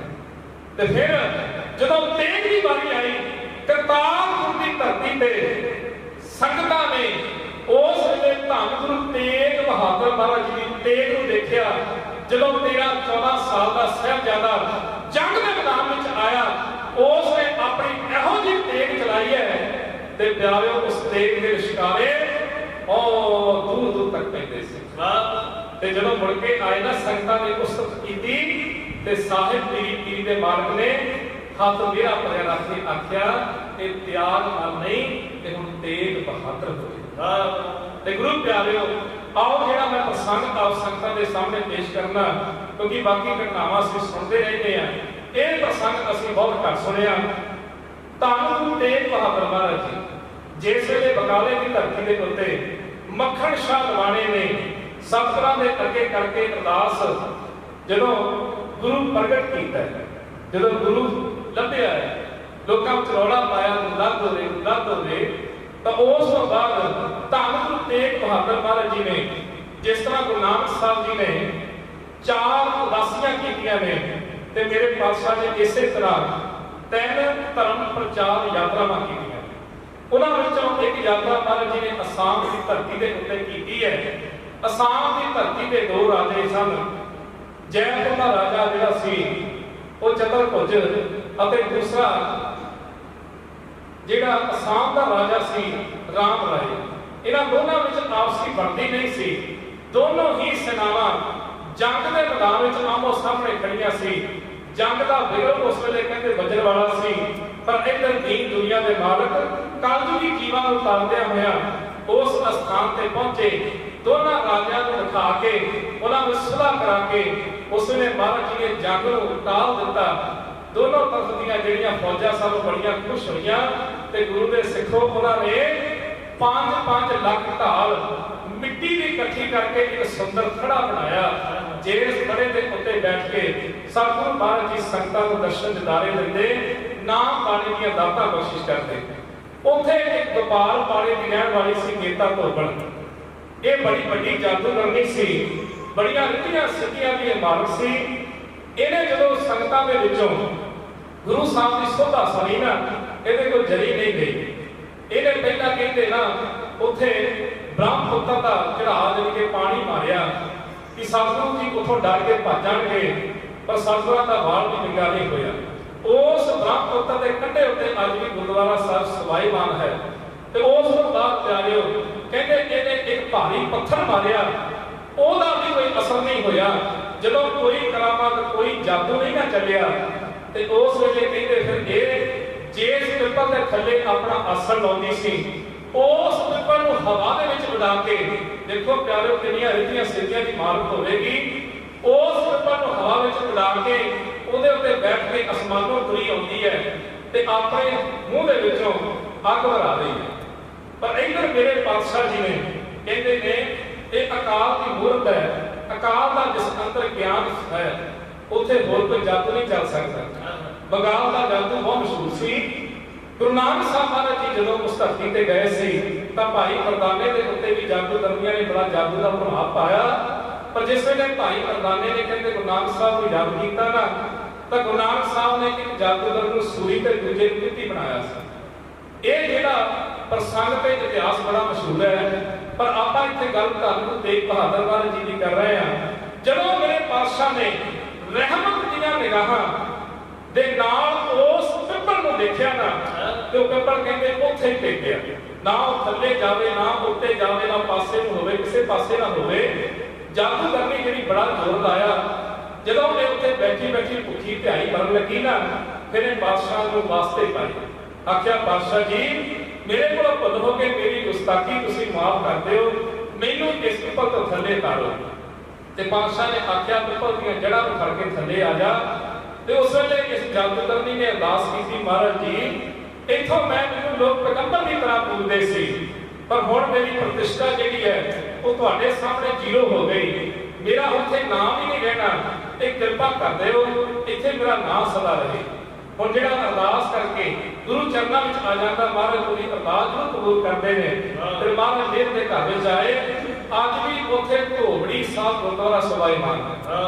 ਤੇ ਗੁਰੂ ਪਿਆਰਿਓ ਹੁਣ ਇਸੇ ਤਰ੍ਹਾਂ ਰਹਿਮਤਾਂ ਬਖਸ਼ਿਸ਼ਾਂ ਕਰਦੇ ਨੇ। ਅਸਾਮ ਦਾ ਰਾਜਾ ਰਾਮ ਰਾਏ ਜਦੋਂ ਉਹਨੇ ਸੰਗਤਾਂ ਦੇ ਕੋਲ ਗੁਰੂ ਸਾਹਿਬ ਦੀ ਮਹਿਮਾ ਸੁਣੀ, ਇਹਦੇ ਘਰ ਦੇ ਵਿੱਚ ਕੋਈ ਪੁੱਤਰ ਨਹੀਂ ਸੀ। ਸਦਾ ਇਹ ਨਿਰਾਸ਼ਾ ਵਿੱਚ ਰਹਿੰਦਾ ਸੀ। ਸਦਾ ਇਹਨੂੰ ਚਿੰਤਾ ਲੱਗੀ ਰਹਿੰਦੀ ਸੀ ਕਿ ਮੇਰਾ ਕਾਰੋਬਾਰ ਤਾਂ ਬੜਾ ਤਕੜਾ, ਪਰ ਮੇਰੀ ਮੌਤ ਦੇ ਬਾਅਦ ਚੋਂ ਇਹਨੂੰ ਕੋਈ ਸਾਂਭਣ ਵਾਲਾ ਨਹੀਂ। ਤੇ ਫਿਰ ਉਹ ਆਪਣੀ ਘਰਵਾਲੀ ਨੂੰ ਨਾਲ ਲੈ ਕੇ ਦੋਨੋਂ ਜੀ ਜਿਸ ਤਰ੍ਹਾਂ ਧੰਨ ਗੁਰੂ ਤੇਗ ਬਹਾਦਰ ਮਹਾਰਾਜ ਦੇ ਚਰਨਾਂ ਵਿੱਚ ਪਹੁੰਚੇ ਨੇ, ਤੇ ਜਿਸ ਤਰ੍ਹਾਂ ਫਿਰ ਪੁੱਤਰ ਦੀ ਮੰਗ ਕਰ ਰਿਹਾ, ਆਓ ਯਾਰੋ ਪਿਆਰ ਦੇ ਨਾਲ ਇਹਨਾਂ ਲਾਈਨਾਂ ਦੀ ਜੋੜੀ ਕੋਲੋਂ ਕਿਉਂ ਸਰਵਣ ਕਰੀਏ। ਹਰ ਤਨ ਦੇ ਚਰਚੇ ਜਾਣਾ ਗੁਰ ਕੀ ਮਹਿਮਾ ਨਿਆਰੀ ਏ, ਉਹ ਮਹਮਾ ਕੇ ਆਣ ਲੱਗ ਪਈ ਕਲਗਤ ਜਾਣਾ ਸਾਰੀ ਏ, ਉਹ ਮਹਮਾ ਕੇ ਆਣ ਲੱਗ ਪਈ। ਉਹ ਨਾਮਦਾਨ ਦੀ ਬਰਖਾ ਕਰਦੇ ਦੀ ਦੁਨੀ ਦੀ ਬਲੀ ਜੀ, ਇੱਕ ਬੱਤਰ ਦੀ ਦਾਤ ਬਖਸ਼ ਦੇ ਪਰਤ ਜੋੜੀ ਕਰ ਲਈ ਜੀ, ਇੱਕ ਬੱਤਰ ਦੀ ਦਾਤ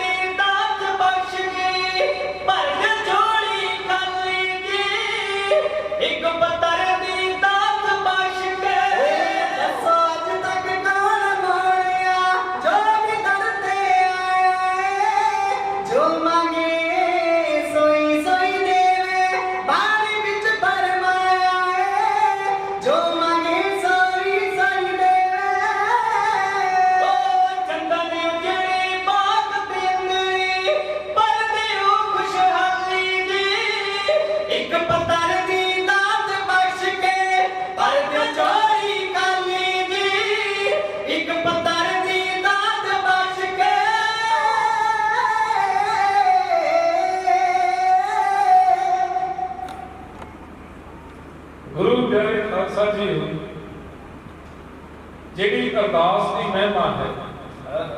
गुरु चरणों के विच आके मस्तक होना, गुरु का हृदय विच भरोसा कायम करना ते अरदास की जिहड़ी भरोसे की रहमत ते बख्शिश सिखां नूं प्राप्त हो रही है ना, इहदी मुख उदाहरण जिहड़ी है वो सानूं धन गुरु तेग बहादुर महाराज के जीवन के विच मिलदी है।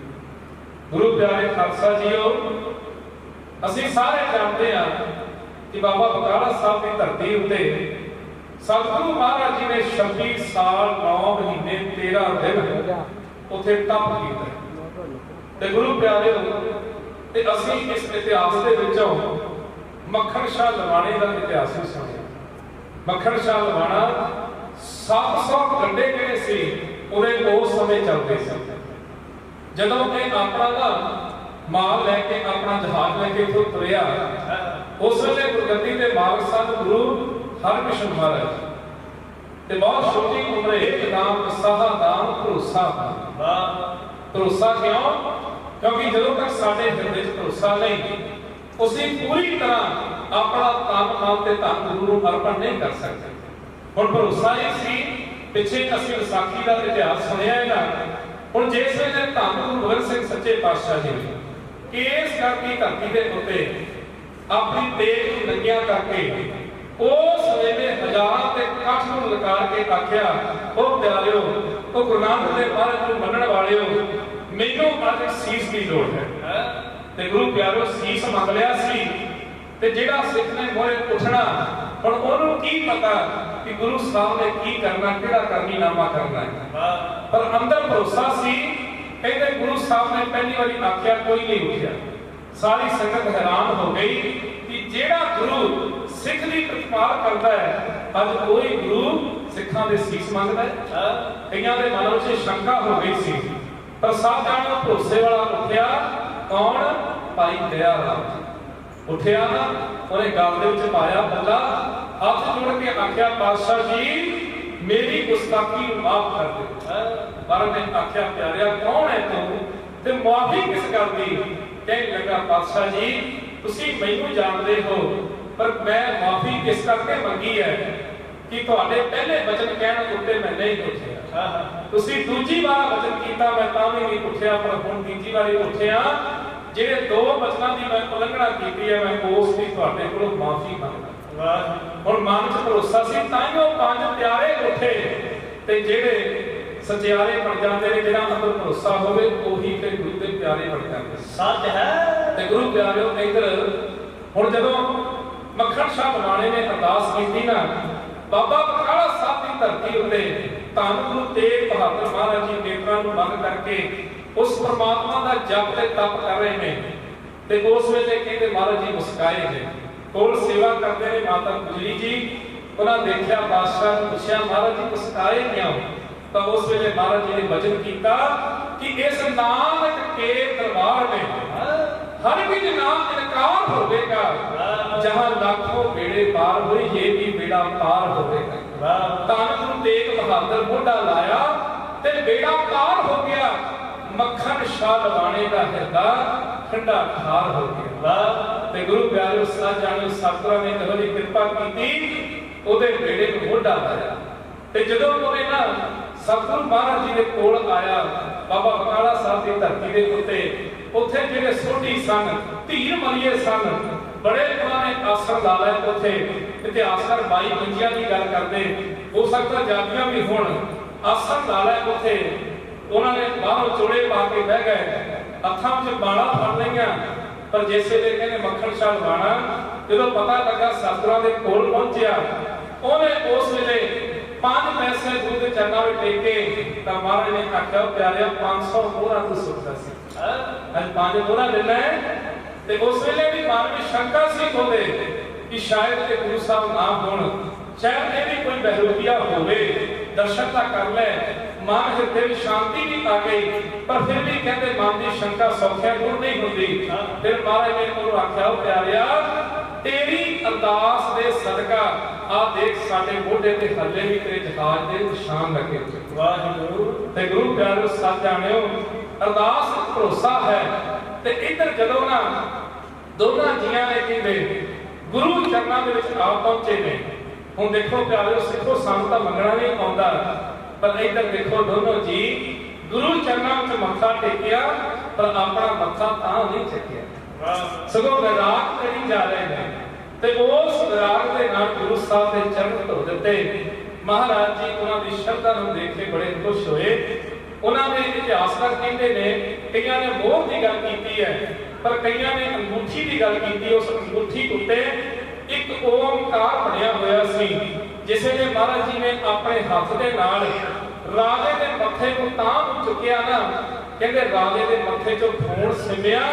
ਤੇ ਉਸ ਵੇਲੇ ਧੰਨ ਗੁਰੂ ਤੇਗ ਬਹਾਦਰ ਮਹਾਰਾਜ ਜੀ ਕਹਿਣ ਲੱਗੇ, ਰਾਜਾ ਰਾਮ ਰਾਏ ਤੇਰੀ ਅਰਦਾਸ ਨਾਨਕ ਦੇ ਘਰ ਵਿੱਚ ਪ੍ਰਵਾਨ ਹੋ ਚੁੱਕੀ ਹੈ। ਤੈਨੂੰ ਇੱਥੋਂ ਇੱਕ ਪੁੱਤਰ ਦੀ ਬਖਸ਼ਿਸ਼ ਹੋਵੇਗੀ ਤੇ ਉਹਦੇ ਉੱਤੇ ਸਾਡੀ ਨਿਸ਼ਾਨੀ ਜ਼ਰੂਰ ਹੋਵੇਗੀ। ਫਿਰ ਜਿਸ ਤਰ੍ਹਾਂ ਧੰਨ ਗੁਰੂ ਤੇਗ ਬਹਾਦਰ ਮਹਾਰਾਜ ਜੀ ਦੋਨਾਂ ਜੀਆਂ ਨੂੰ ਵਰ ਦੇ ਰਹੇ ਨੇ, ਦੋਨਾਂ ਜੀਆਂ ਨੂੰ ਖੁਸ਼ੀਆਂ ਦੇ ਰਹੇ ਨੇ, ਬਖਸ਼ਿਸ਼ਾਂ ਦੇ ਰਹੇ ਨੇ। ਆਪ ਪਿਆਰੇ ਜੋੜੀ ਕੋਲੋਂ ਕਿਉਂ ਸਰਵਣ ਕਰੀਏ। ਫਿਰ ਪਰੇ ਦਲਾਂ ਵਿੱਚ ਜੀ ਕਹਿੰਦੇ ਦੀਨ ਦੁਨੀ ਦੇ ਬਾਲੀ, ਗੁਰੂ ਮਾਨ ਦੀ ਮਾਰਿਆ ਦੇ ਦਰਦ ਚਾਣ ਕਦੇ ਨਾ ਕਾਲੀ। ਓ ਇੱਕ ਨਜ਼ਰ ਮੇਰੀ ਨਾ ਦਾਤਾ ਤਪਨੇ ਹਿਰਦੇ ਠਾਰਾ, ਮਸਤਕ ਵਿੱਚ ਚਮਕੇਗਾ ਸਾਡੀ ਛਾਪ ਦਾ ਇੱਕ ਓਂਕਾਰ। ਓਏ ਫਿਰ ਪਰੇ ਦਲਾਂ ਵਿੱਚ ਜੀ ਕਹਿੰਦੇ ਦੀਨ ਦੁਨੀ ਦੇ ਬਾਲੀ, ਗੁਰੂ ਮਾਨ ਦੀ ਮਾਰਿਆ ਦੇ ਦਰਦ ਚਾਣ ਕਦੇ ਨਾ ਕਾਲੀ। ਇੱਕ ਨਜ਼ਰ ਮੇਰੀ ਨਾ ਦਾਤਾ ਤਪਨੇ ਹਿਰਦੇ ਠਾਰਾ, ਮਸਤਕ ਵਿੱਚ ਚਮਕੇਗਾ ਸਾਡੀ ਛਾਪ ਦਾ ਇੱਕ ਓਂਕਾਰ। ਓ ਟਿਕਾ ਸੀ ਚਰਨਾਂ ਤੇ ਰਾਜਾ ਤੀਰਜ ਨਾਲ ਉਡਾਇਆ, ਮੱਥੇ ਵਿੱਚ ਛਾਪ ਲੱਗੀ ਜਾਣਾ ਖੂਨ ਨਿਕਲ ਸੀ ਆਇਆ। ਜਿੰਨਾ ਕੋਈ ਜਾਣੇ ਨਾ ਜਮਾ ਚਰਣਾ ਤੋਂ ਬਲਿਹਾਰਾ, ਮਸਤਕ ਵਿੱਚ ਚਮਕੇਗਾ ਸਾਡੀ ਛਾਪ ਦਾ ਇੱਕ ਓਂਕਾਰ। ਓਏ ਸਤਿਗੁਰ ਜੀ ਕਹਿੰਦੇ ਨੇ ਰਾਜਾ ਇੱਕ ਖਾਸ ਨਿਸ਼ਾਨੀ, ਪੁੱਤਰ ਦੇ ਮੱਥੇ 'ਚ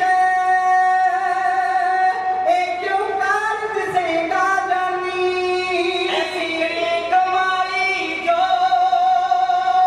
ਤੇਰੀ ਕੁਦਰਤ ਦੇਵੇਗਾ ਤਾਰਾ, ਮਸਤਕ ਵਿੱਚ ਚਮਕੇਗਾ ਸਾਡੀ ਛਾਪ ਦਾ ਇੱਕ ਓਂਕਾਰ। ਓਏ ਹਮ ਸੁੰਦਰ ਬਾਲਕ ਆ ਬਣੂੰਗਾ ਇੱਕ ਜੋਦਾ ਦਾਨੀ, ਸਤ ਗੰਗਤ ਕਰਕੇ ਤੇ ਸੋਭਾ ਪਰਜਾ ਕਰੂੰ ਜਵਾਨੀ। ਤੇਰੀ ਪਰਮ ਮਿਟਾਵੀ ਏ ਦਿਲ ਵਿੱਚ ਲਈ ਤਸੱਲੀ ਤਾਰਾ, ਮਸਤਕ ਵਿੱਚ ਚਮਕੇਗਾ ਸਾਡੀ ਛਾਪ ਦਾ ਇੱਕ ਓਂਕਾਰ। ਓਏ ਗੁਰਸਿੱਖ ਦੀ ਸੇਵਾ ਜਾ ਰਾਜਾ ਪੁਲਕੀ ਨਾ ਵਿਸਾਰੀ, ਸਤ ਸੰਗਤ ਕਰਕੇ ਤੇ ਨਾਲੇ ਆਪਣਾ ਜਨਮ ਸਵਾਰੀ। ਚੜ੍ਹਦੀ ਕਲਾ ਸੇਵਕਾਂ ਦੀ ਉਹਦੀ ਹੁੰਦੀ ਜੈ ਜੈਕਾਰਾ, ਮਸਤਕ ਵਿੱਚ ਚਮਕੇਗਾ ਸਾਡੀ ਛਾਪ ਦਾ ਇੱਕ ਓਂਕਾਰ। ਓਏ ਦੁਖੀਆਂ ਦੇ ਦੁੱਖ ਹਰੀ, ਗਊ ਗਰੀਬ ਦੀ ਰੱਖਿਆ ਕਰਨੀ, ਸੰਤਾਂ ਦੇ ਭਗਤਾਂ ਦੇ ਰਾਜਾ ਲੱਗਿਆ ਰਹੀ ਤੂੰ ਚਰਨੀ। ਐਸੀ ਕਿਹੜੀ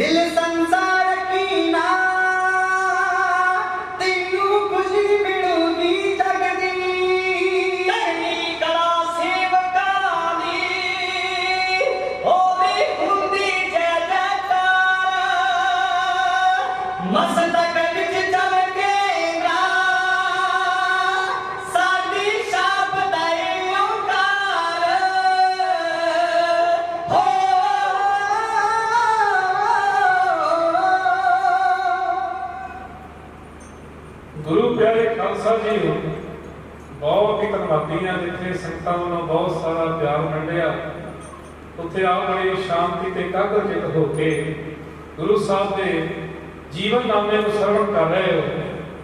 ਤੇ ਗੁਰੂ ਪਿਆਰਿਓ, ਜਿਸ ਵੇਲੇ ਧੰਨ ਗੁਰੂ ਤੇਗ ਬਹਾਦਰ ਮਹਾਰਾਜ ਜੀ ਨੇ ਆਖਿਆ ਰਾਮਦਾਏ ਤੇਰੇ ਘਰ ਦੇ ਵਿੱਚ ਪੁੱਤਰ ਦੀ ਦਾਤ ਜ਼ਰੂਰ ਹੋਵੇਗੀ, ਪਰ ਤੂੰ ਸਿੱਖੀ ਦੇ ਗੁਰਮਤਿ ਦੇ ਅਸੂਲਾਂ ਤੋਂ ਭਟਕਣਾ ਨਹੀਂ, ਆਪਣੇ ਜੀਵਨ ਦੇ ਅੰਦਰ ਸੇਵਾ ਨੂੰ ਵੀ ਕਮਾਉਣਾ, ਨਾਮ ਨੂੰ ਵੀ ਕਮਾਉਣਾ ਤੇ ਆਪਣੀ ਕਮਾਈ ਦੇ ਵਿੱਚੋਂ ਦਸ਼ਮੰਧ ਵੀ ਕੱਢਣਾ। ਸੇਵਾ ਵੀ ਕੋਈ ਦਿੰਦਾ ਹੀ ਕਰ ਸਕਦਾ ਹੈ ਤੇ ਸੇਵਾ ਦੇ ਵਿੱਚੋਂ ਮਹਾਰਾਜ ਜੀ ਕਿਹੋ ਜਿਹੀਆਂ ਬਖਸ਼ਿਸ਼ਾਂ ਰਹਿਮਤਾਂ ਕਰ ਦਿੰਦੇ ਨੇ ਜਿਨ੍ਹਾਂ ਨੂੰ ਅਸੀਂ ਸੋਚ ਵੀ ਨਹੀਂ ਸਕਦੇ।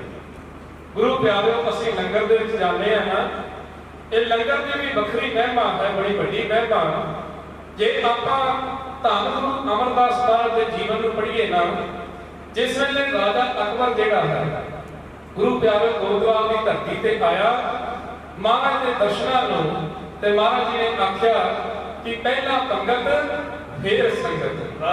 ਮਹਾਰਾਜ ਨੇ ਆਖਿਆ ਪਹਿਲਾਂ ਲੰਗਰ ਦੇ ਵਿੱਚ ਪੰਗਤ ਵਿੱਚ ਬੈਠ ਕਰਕੇ ਤੁਹਾਨੂੰ ਪ੍ਰਸ਼ਾਦਾ ਛਕਣਾ ਪਵੇਗਾ, ਤੇ ਕਹਿੰਦੇ ਕੱਪੜਾ ਦੇ ਉੱਤੇ ਬੈਠ ਕੇ ਉਸ ਵੇਲੇ ਦੇ ਬਾਦਸ਼ਾਹ ਰਾਜਾ ਅਕਬਰ ਨੇ ਉੱਥੇ ਫਿਰ ਲੰਗਰ ਛਕਿਆ।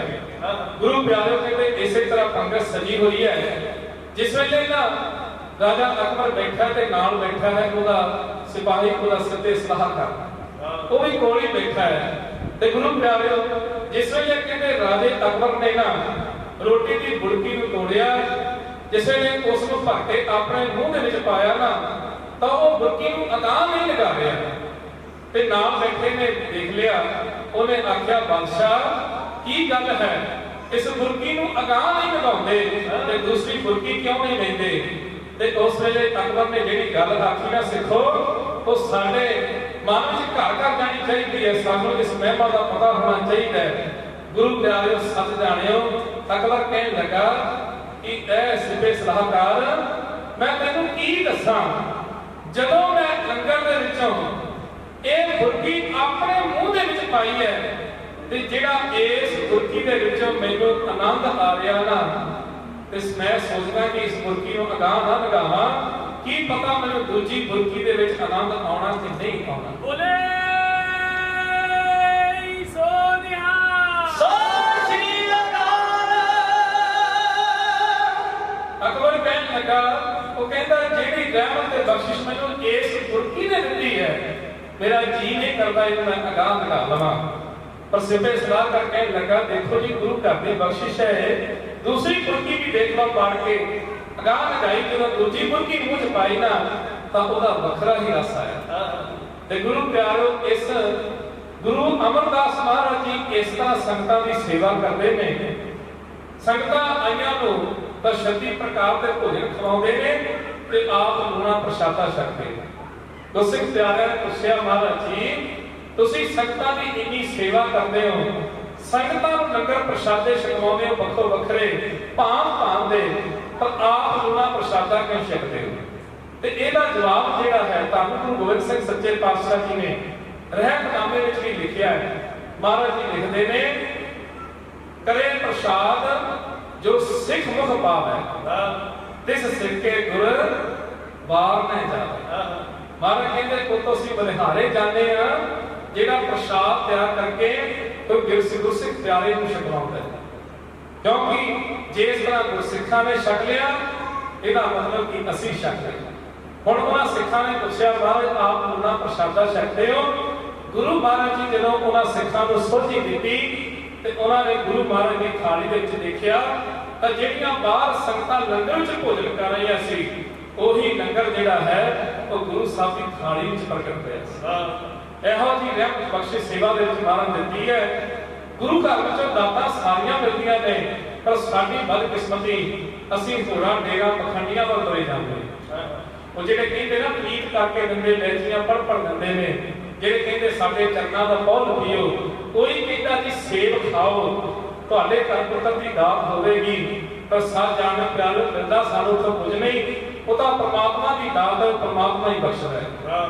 ਇਹ ਸਾਡੇ ਮਨਾਂ 'ਚ ਭੁੱਲ ਭੁਲੇਖੇ ਨੇ, ਕਿਉਂਕਿ ਵਿਗਿਆਨੀ ਵੀ ਮੰਨਦੇ ਨੇ ਕਿ ਜਿਹੜਾ ਮਨ ਜਦੋਂ ਭਟਕ ਜਾਂਦਾ ਹੈ ਨਾ, ਤੇ ਕੋਈ ਵੀ ਆਸਰਾ ਲੱਭਣਾ ਸ਼ੁਰੂ ਕਰ ਦਿੰਦਾ। ਚਾਹੇ ਝੂਠ ਕਹਿੰਦੇ ਹੋ, ਚਾਹੇ ਕਹਿੰਦੇ ਹੋ ਸੱਚ, ਕਿਸੇ ਨੂੰ ਵੀ ਮੰਨਣਾ ਸ਼ੁਰੂ ਕਰ ਦਿੰਦਾ। ਪਰ ਗੁਰੂ ਪਿਆਰੋ ਸੱਚ ਜਾਣਿਓ, ਸਿੱਖ ਲਈ ਸਭ ਤੋਂ ਵੱਡਾ ਜਿਹੜਾ ਰਹਿਮਤਾਂ ਦਾ ਦਰਬਾਰ ਹੈ ਉਹ ਧੰਨ ਗੁਰੂ ਨਾਨਕ ਮਹਾਰਾਜ ਦਾ, ਧੰਨ ਗੁਰੂ ਗ੍ਰੰਥ ਸਾਹਿਬ ਮਹਾਰਾਜ ਜੀ ਦੀ ਬਖਸ਼ਿਸ਼ ਤੇ ਇਹੀ ਦਰਬਾਰ ਹੈ ਜਿੱਥੋਂ ਸਾਨੂੰ ਸਾਰਾ ਕੁਝ ਪ੍ਰਾਪਤ ਹੋਣਾ ਹੈ। ਕਿਉਂਕਿ ਇਹਨਾਂ ਬਾਬਿਆਂ ਪਖੰਡੀਆਂ ਦੇ ਵਿੱਚੋਂ ਸਾਨੂੰ ਕੁਝ ਨਹੀਂ ਲੱਭਣਾ। ਅਸੀਂ ਜਿਨ੍ਹਾਂ ਮਰਜ਼ੀ ਇਹਨਾਂ ਦੇ ਮਗਰ ਲੱਗ ਜਾਈਏ। ਇੱਕ ਖਾਸ ਰਾਸ ਨੇ ਇੱਕ ਬੜੀ ਸੁੰਦਰ ਗੱਲ ਜਿਹੜੀ ਸ਼ਾਇਦ ਤੁਸੀਂ ਵੀ ਇੰਟਰਨੈਟ ਉੱਤੇ ਦੇਖੀ ਹੋਵੇ, ਜਦੋਂ ਆ ਕਿਸਾਨੀ ਮੋਰਚਾ ਚੱਲਦਾ ਸੀ ਨਾ, ਤਾਂ ਇੱਕ ਕਿਸਾਨ ਨੇ ਇਦਾਂ ਦੇ ਬਾਬੇ ਨੂੰ ਫੋਨ ਲਾ ਲਿਆ। ਆਪਾਂ ਵੇਖਦੇ ਨਾ ਬਾਹਰ ਬੋਰਡ ਲੱਗੇ ਹੁੰਦੇ ਨੇ ਕਿ ਇੱਥੋਂ ਵਸ਼ੀਕਰਨ ਕਰਾਓ ਜੀ, ਇੱਥੋਂ ਆਹ ਗੁਰੂਣਾ ਕਰਾਓ ਜੀ, ਕਿਸੇ ਨੂੰ ਵਸ ਕਰ ਲਓ।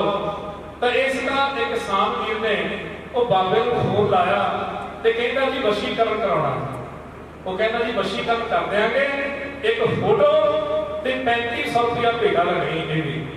ਤਾਂ ਕਹਿੰਦਾ ਉਹ ਬਾਬਾ ਕਹਿੰਦਾ 3500 ਰੁਪਇਆ ਅਸੀਂ ਰੱਖਣਾ, ਜਿਹੜੀਆਂ ਵਸਤੂਆਂ ਧਾਤੂਆਂ ਇਹਦੇ ਵਿੱਚ ਪੈਣੀਆਂ ਨਾ ਵਸ਼ੀਕਰਨ ਕਰਨ ਦੇ ਲਈ ਉਹਦਾ 3500 ਤੇਰੇ ਕੋਲ ਲੈਣਾ।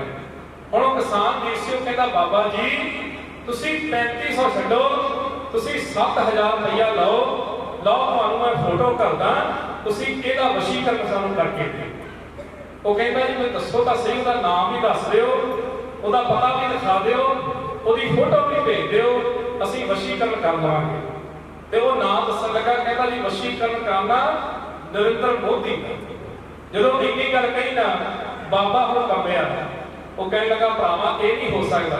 ਉਹ ਕਹਿੰਦਾ ਕਿਉਂ ਮਹਾਰਾਜ, ਤੁਸੀਂ 7000 ਵੀ ਛੱਡੋ, ਮੇਰੇ ਕੋਲ 15000 ਦਿਓ। ਇੱਥੇ ਅਸੀਂ ਸੜਕਾਂ ਤੇ ਟਰੈਲੀਆਂ ਲਾ ਕੇ ਬੈਠੇ ਆ, ਧੁੱਪਾਂ ਗਰਮੀਆਂ ਸਰਦੀਆਂ ਆਪਣੇ ਪਿੰਡੇ ਤੇ ਹਟਾ ਰਹੇ ਆ, ਇਹ ਤਾਂ ਸਾਡਾ ਛੁਟਕਾਰਾ ਹੋਊ। 15 ਵੀ ਛੱਡੋ, 30 ਤੇ ਵੀ ਗੱਲ ਬਣਾਓ ਤੇ ਨਰਿੰਦਰ ਮੋਦੀ ਦਾ ਵਸ਼ੀਕਰਨ ਕਰ ਦਿਓ। ਹੁਣ ਉਹ ਬਾਬਾ ਮਾਫੀਆਂ ਮੰਗੇ, ਉਹਨੂੰ ਪਤਾ ਸੀ ਕਿ ਜੇ ਮੈਂ ਹਾਮੀ ਭਰੀ ਤਾਂ ਵੀ ਫਸਿਆ, ਤੇ ਜੇ ਨਾ ਵੀ ਹਾਮੀ ਭਰੀ ਤਾਂ ਵੀ ਮੇਰਾ ਘਾਟਾ। ਉਹ ਕਹਿੰਦਾ ਮੈਨੂੰ ਪਿਆਰਿਆ ਮਾਫ ਕਰ ਦੇ, ਰੋਟੀ ਤੂੰ ਵੀ ਖਾਣਾ, ਰੋਟੀ ਮੈਂ ਵੀ ਆਪਣੀ ਖਾਣੀ ਆ। ਇਹਦਾ ਇੱਕ ਕਹਿ ਲਓ ਵਸੀਲਾ, ਇੱਕ ਧੰਦਾ ਬਣਿਆ ਹੋਇਆ। ਤੇ ਗੁਰੂ ਪਿਆਰਿਓ ਸਾਡੇ ਅੱਗੇ ਉਹਨਾਂ ਬਾਬਿਆਂ ਦੇ ਮਗਰ ਲੱਗ ਜਾਂਦੇ, ਕਦੀ ਫਲਾਣੇ ਦਾ ਠੀਕ ਕੱਢਿਆ, ਕਦੀ ਕੁਝ ਕਰਿਆ। ਇਹਨਾਂ ਚੀਜ਼ਾਂ ਤੋਂ ਸਾਨੂੰ ਕੋਈ ਲੱਭਣਾ ਨਹੀਂ। ਤੇ ਗੁਰੂ ਪਿਆਰਿਓ ਇੱਧਰ ਜਿਸ ਵੇਲੇ ਨਾ ਗੁਰੂ ਮਾਂ ਨੇ ਬਖਸ਼ਿਸ਼ਾਂ ਕੀਤੀਆਂ, ਦੋਨੋਂ ਜੀ ਆਪਣੇ ਘਰ ਚਲੇ ਗਏ। ਸਮਾਂ ਬੀਤਿਆ, ਮਹਾਰਾਜ ਦੀ ਕਿਰਪਾ ਹੋਈ, ਘਰ ਦੇ ਵਿੱਚ ਇੱਕ ਪੁੱਤਰ ਦੀ ਦਾਤ ਹੋਈ। ਹੁਣ ਇਸ ਪੁੱਤਰ ਨੂੰ ਬੜੇ ਚਾਵਾਂ ਤੇ ਲਾਡਾਂ ਨਾਲ ਪਾਲਿਆ, ਨਾਮ ਇਹਦਾ ਰੱਖਿਆ ਰਤਨਰਾਓ। ਜਦੋਂ ਹੁਣ ਰਤਨਰਾਓ ਥੋੜਾ ਵੱਡਾ ਹੋਇਆ ਨਾ, ਕਹਿੰਦੇ ਆਪਣੇ ਹਾਣੀਆਂ ਦੇ ਨਾਲ ਖੇਡਦਾ ਹੋਇਆ ਆਪਣੇ ਘਰੇ ਆਇਆ। ਸ਼ੀਸ਼ੇ ਵਿੱਚ ਦੇਖ ਕੇ ਆਪਣੀ ਮਾਂ ਨੂੰ ਕਹਿੰਦਾ ਕਿ ਮਾਤਾ ਜੀ ਮੈਂ ਕਿਤੇ ਡਿੱਗਿਆ ਸੀ ਜਾਂ ਮੇਰੇ ਮੱਥੇ ਉੱਤੇ ਕੋਈ ਸੱਟ ਲੱਗੀ ਸੀ ਜਿਹਦਾ ਦਾਗ ਹੱਲੇ ਵੀ ਬਣਿਆ ਹੋਇਆ। ਇਹ ਦਾਗ ਜਿਹੜਾ ਮੇਰੇ ਮੱਥੇ ਤੇ ਹੈ ਨਾ, ਮੇਰੀ ਸੁੰਦਰਤਾ, ਮੇਰੀ ਬਿਊਟੀ ਵਿੱਚ ਫਰਕ ਪਾਉਂਦਾ। ਤੁਸੀਂ ਲੱਗਦਾ ਮੇਰਾ ਇਲਾਜ ਸਹੀ ਨਹੀਂ ਕਰਵਾਇਆ, ਤੁਸੀਂ ਮੇਰੀ ਚੰਗੀ ਦੇਖਭਾਲ ਨਹੀਂ ਕੀਤੀ। ਜੇ ਕੀਤੀ ਹੁੰਦੀ ਤਾਂ ਮੇਰੇ ਮੱਥੇ ਉੱਤੇ ਦਾਗ ਨਹੀਂ ਸੀ ਹੋਣਾ। ਜਦੋਂ ਇੰਨੀ ਗੱਲ ਉਸ ਮਾਂ ਨੇ ਸੁਣੀ, ਉਹ ਜ਼ਾਰ-ਜ਼ਾਰ ਰੋਣ ਲੱਗ ਪਈ। ਜਦੋਂ ਜ਼ਾਰ-ਜ਼ਾਰ ਰੋਣਾ ਸ਼ੁਰੂ ਕੀਤਾ ਨਾ, ਰਤਨਰਾਓ ਉਸ ਪੁੱਤਰ ਨੇ, ਉਸ ਰਾਜੇ ਨੇ ਆਖਿਆ ਮਾਂ ਰੋਂਦੀ ਕਿਉਂ ਹੈ? ਮੈਂ ਤਾਂ ਤੈਨੂੰ ਇੰਨੀ ਗੱਲ ਹੀ ਪੁੱਛੀ ਹੈ। ਮਾਂ ਕਹਿਣ ਲੱਗੀ ਵੇ ਮੇਰੇ ਲਾਡਾ ਚਾਇਆ, ਵੇ ਮੇਰੇ ਪੁੱਤਰਾ ਮੁੜ ਕੇ ਇਸ ਨੂੰ ਦਾਗ ਨਾ ਕਿਤੇ ਕਹਿ ਨਹੀਂ। ਓਏ ਇਹ ਦਾਗ ਨਹੀਂ, ਇਹ ਧੰਨ ਗੁਰੂ ਤੇਗ ਬਹਾਦਰ ਮਹਾਰਾਜ ਦੀ ਬਖਸ਼ਿਸ਼ ਦਾ ਤੇਰੇ ਮੱਥੇ ਉੱਤੇ ਨਿਸ਼ਾਨ ਲੱਗਾ ਹੋਇਆ ਹੈ। ਇਸ ਨੂੰ ਦਾਗ ਨਾ ਮੁੜ ਕੇ ਕਹੀਂ, ਇਹ ਤਾਂ ਉਸ ਦਾਤੇ ਦੀ ਦਾਤ ਹੈ ਜਿਹਦੇ ਕਰਕੇ ਤੂੰ ਇਸ ਜਹਾਨ ਦੇ ਵਿੱਚ ਆਇਆ। ਤੇ ਮਾਤਾ ਜ਼ਾਰ-ਜ਼ਾਰ ਰੋ ਕੇ, ਜਿਸ ਤਰ੍ਹਾਂ ਫਿਰ ਮਾਂ ਤੇ ਪੁੱਤਰ ਦੇ ਸਵਾਲ ਦੇ ਜਵਾਬ ਹੁੰਦੇ ਨੇ, ਆਓ ਜੋੜੀ ਦੇ ਕੋਲੋਂ ਉਹਨਾਂ ਲਾਈਨਾਂ ਨੂੰ ਕਿਉਂ ਸਰਵਣ। ਰਤਨ ਰਾਏ ਨੇ ਕਰੀ ਤਿਆਰੀ, ਸੁਧਿਆ ਜਾਣ ਬਰਾਤਾ, ਸਤਿਗੁਰ ਦੀਨ ਦੁਨੀ ਦੇ ਮਾਲਕ, ਆਪ ਬਖਸ਼ ਦੇਣ ਦਾਤਾ। ਉਹ ਐਸੀ ਬਖਸ਼ੋ ਨਾ ਵਖਵਾਈ, ਨਾਮ ਰੰਗਣ ਵਿੱਚ ਰੰਗਾ, ਨਾਮ ਦਾਣ ਤੇ ਸੇਵਾ ਸਿਵਾਨਾ,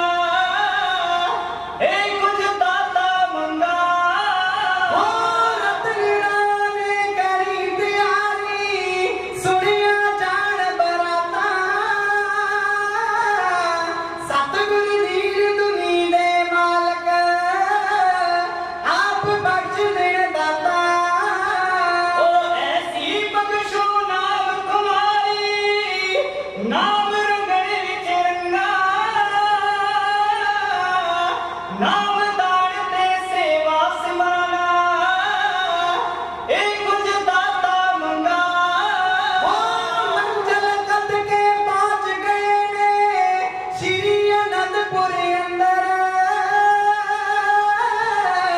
सतगुरु जी दी लीला तकी खोज लिया मन मंदर ओ रहमत दी होवेगी बरखा पास गुरा दे लगा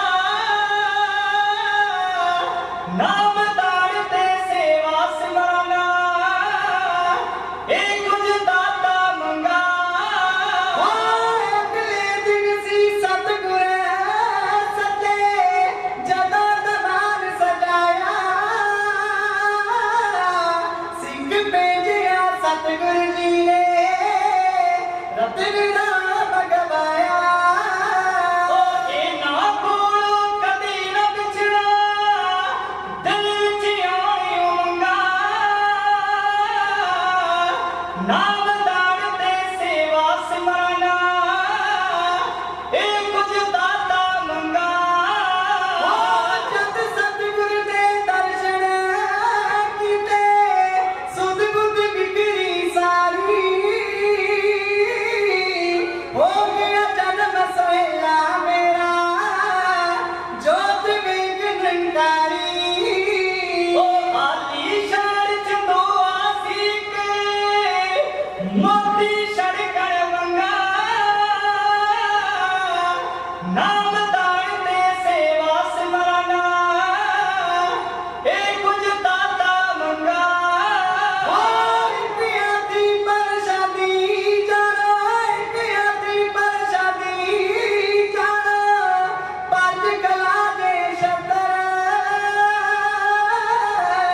चंद्र दीक चौकी सुंदर हीरे आजड़िया बस्तर आलीशान च दो आसीक मोती शड़कण मंगा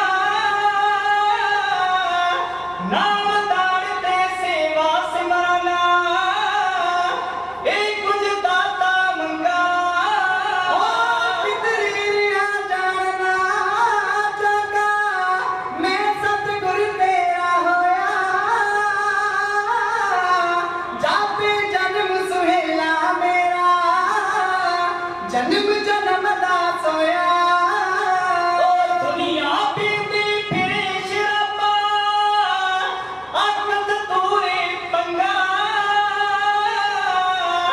नाम ताड़ते सेवा सिमरना ए कुछ दाता मंगा ओ पांडी मजा जाने चाड़ा दी पांडी मजा जाने चाड़ा जगड़ प्रेम दे दीवे नाम कुमारी ऐसी चढ़ गए बिल्लिया मला तो कीवे ओ तोर कदे ना आवी चंदवा पूरिया हो बड़े मुंगा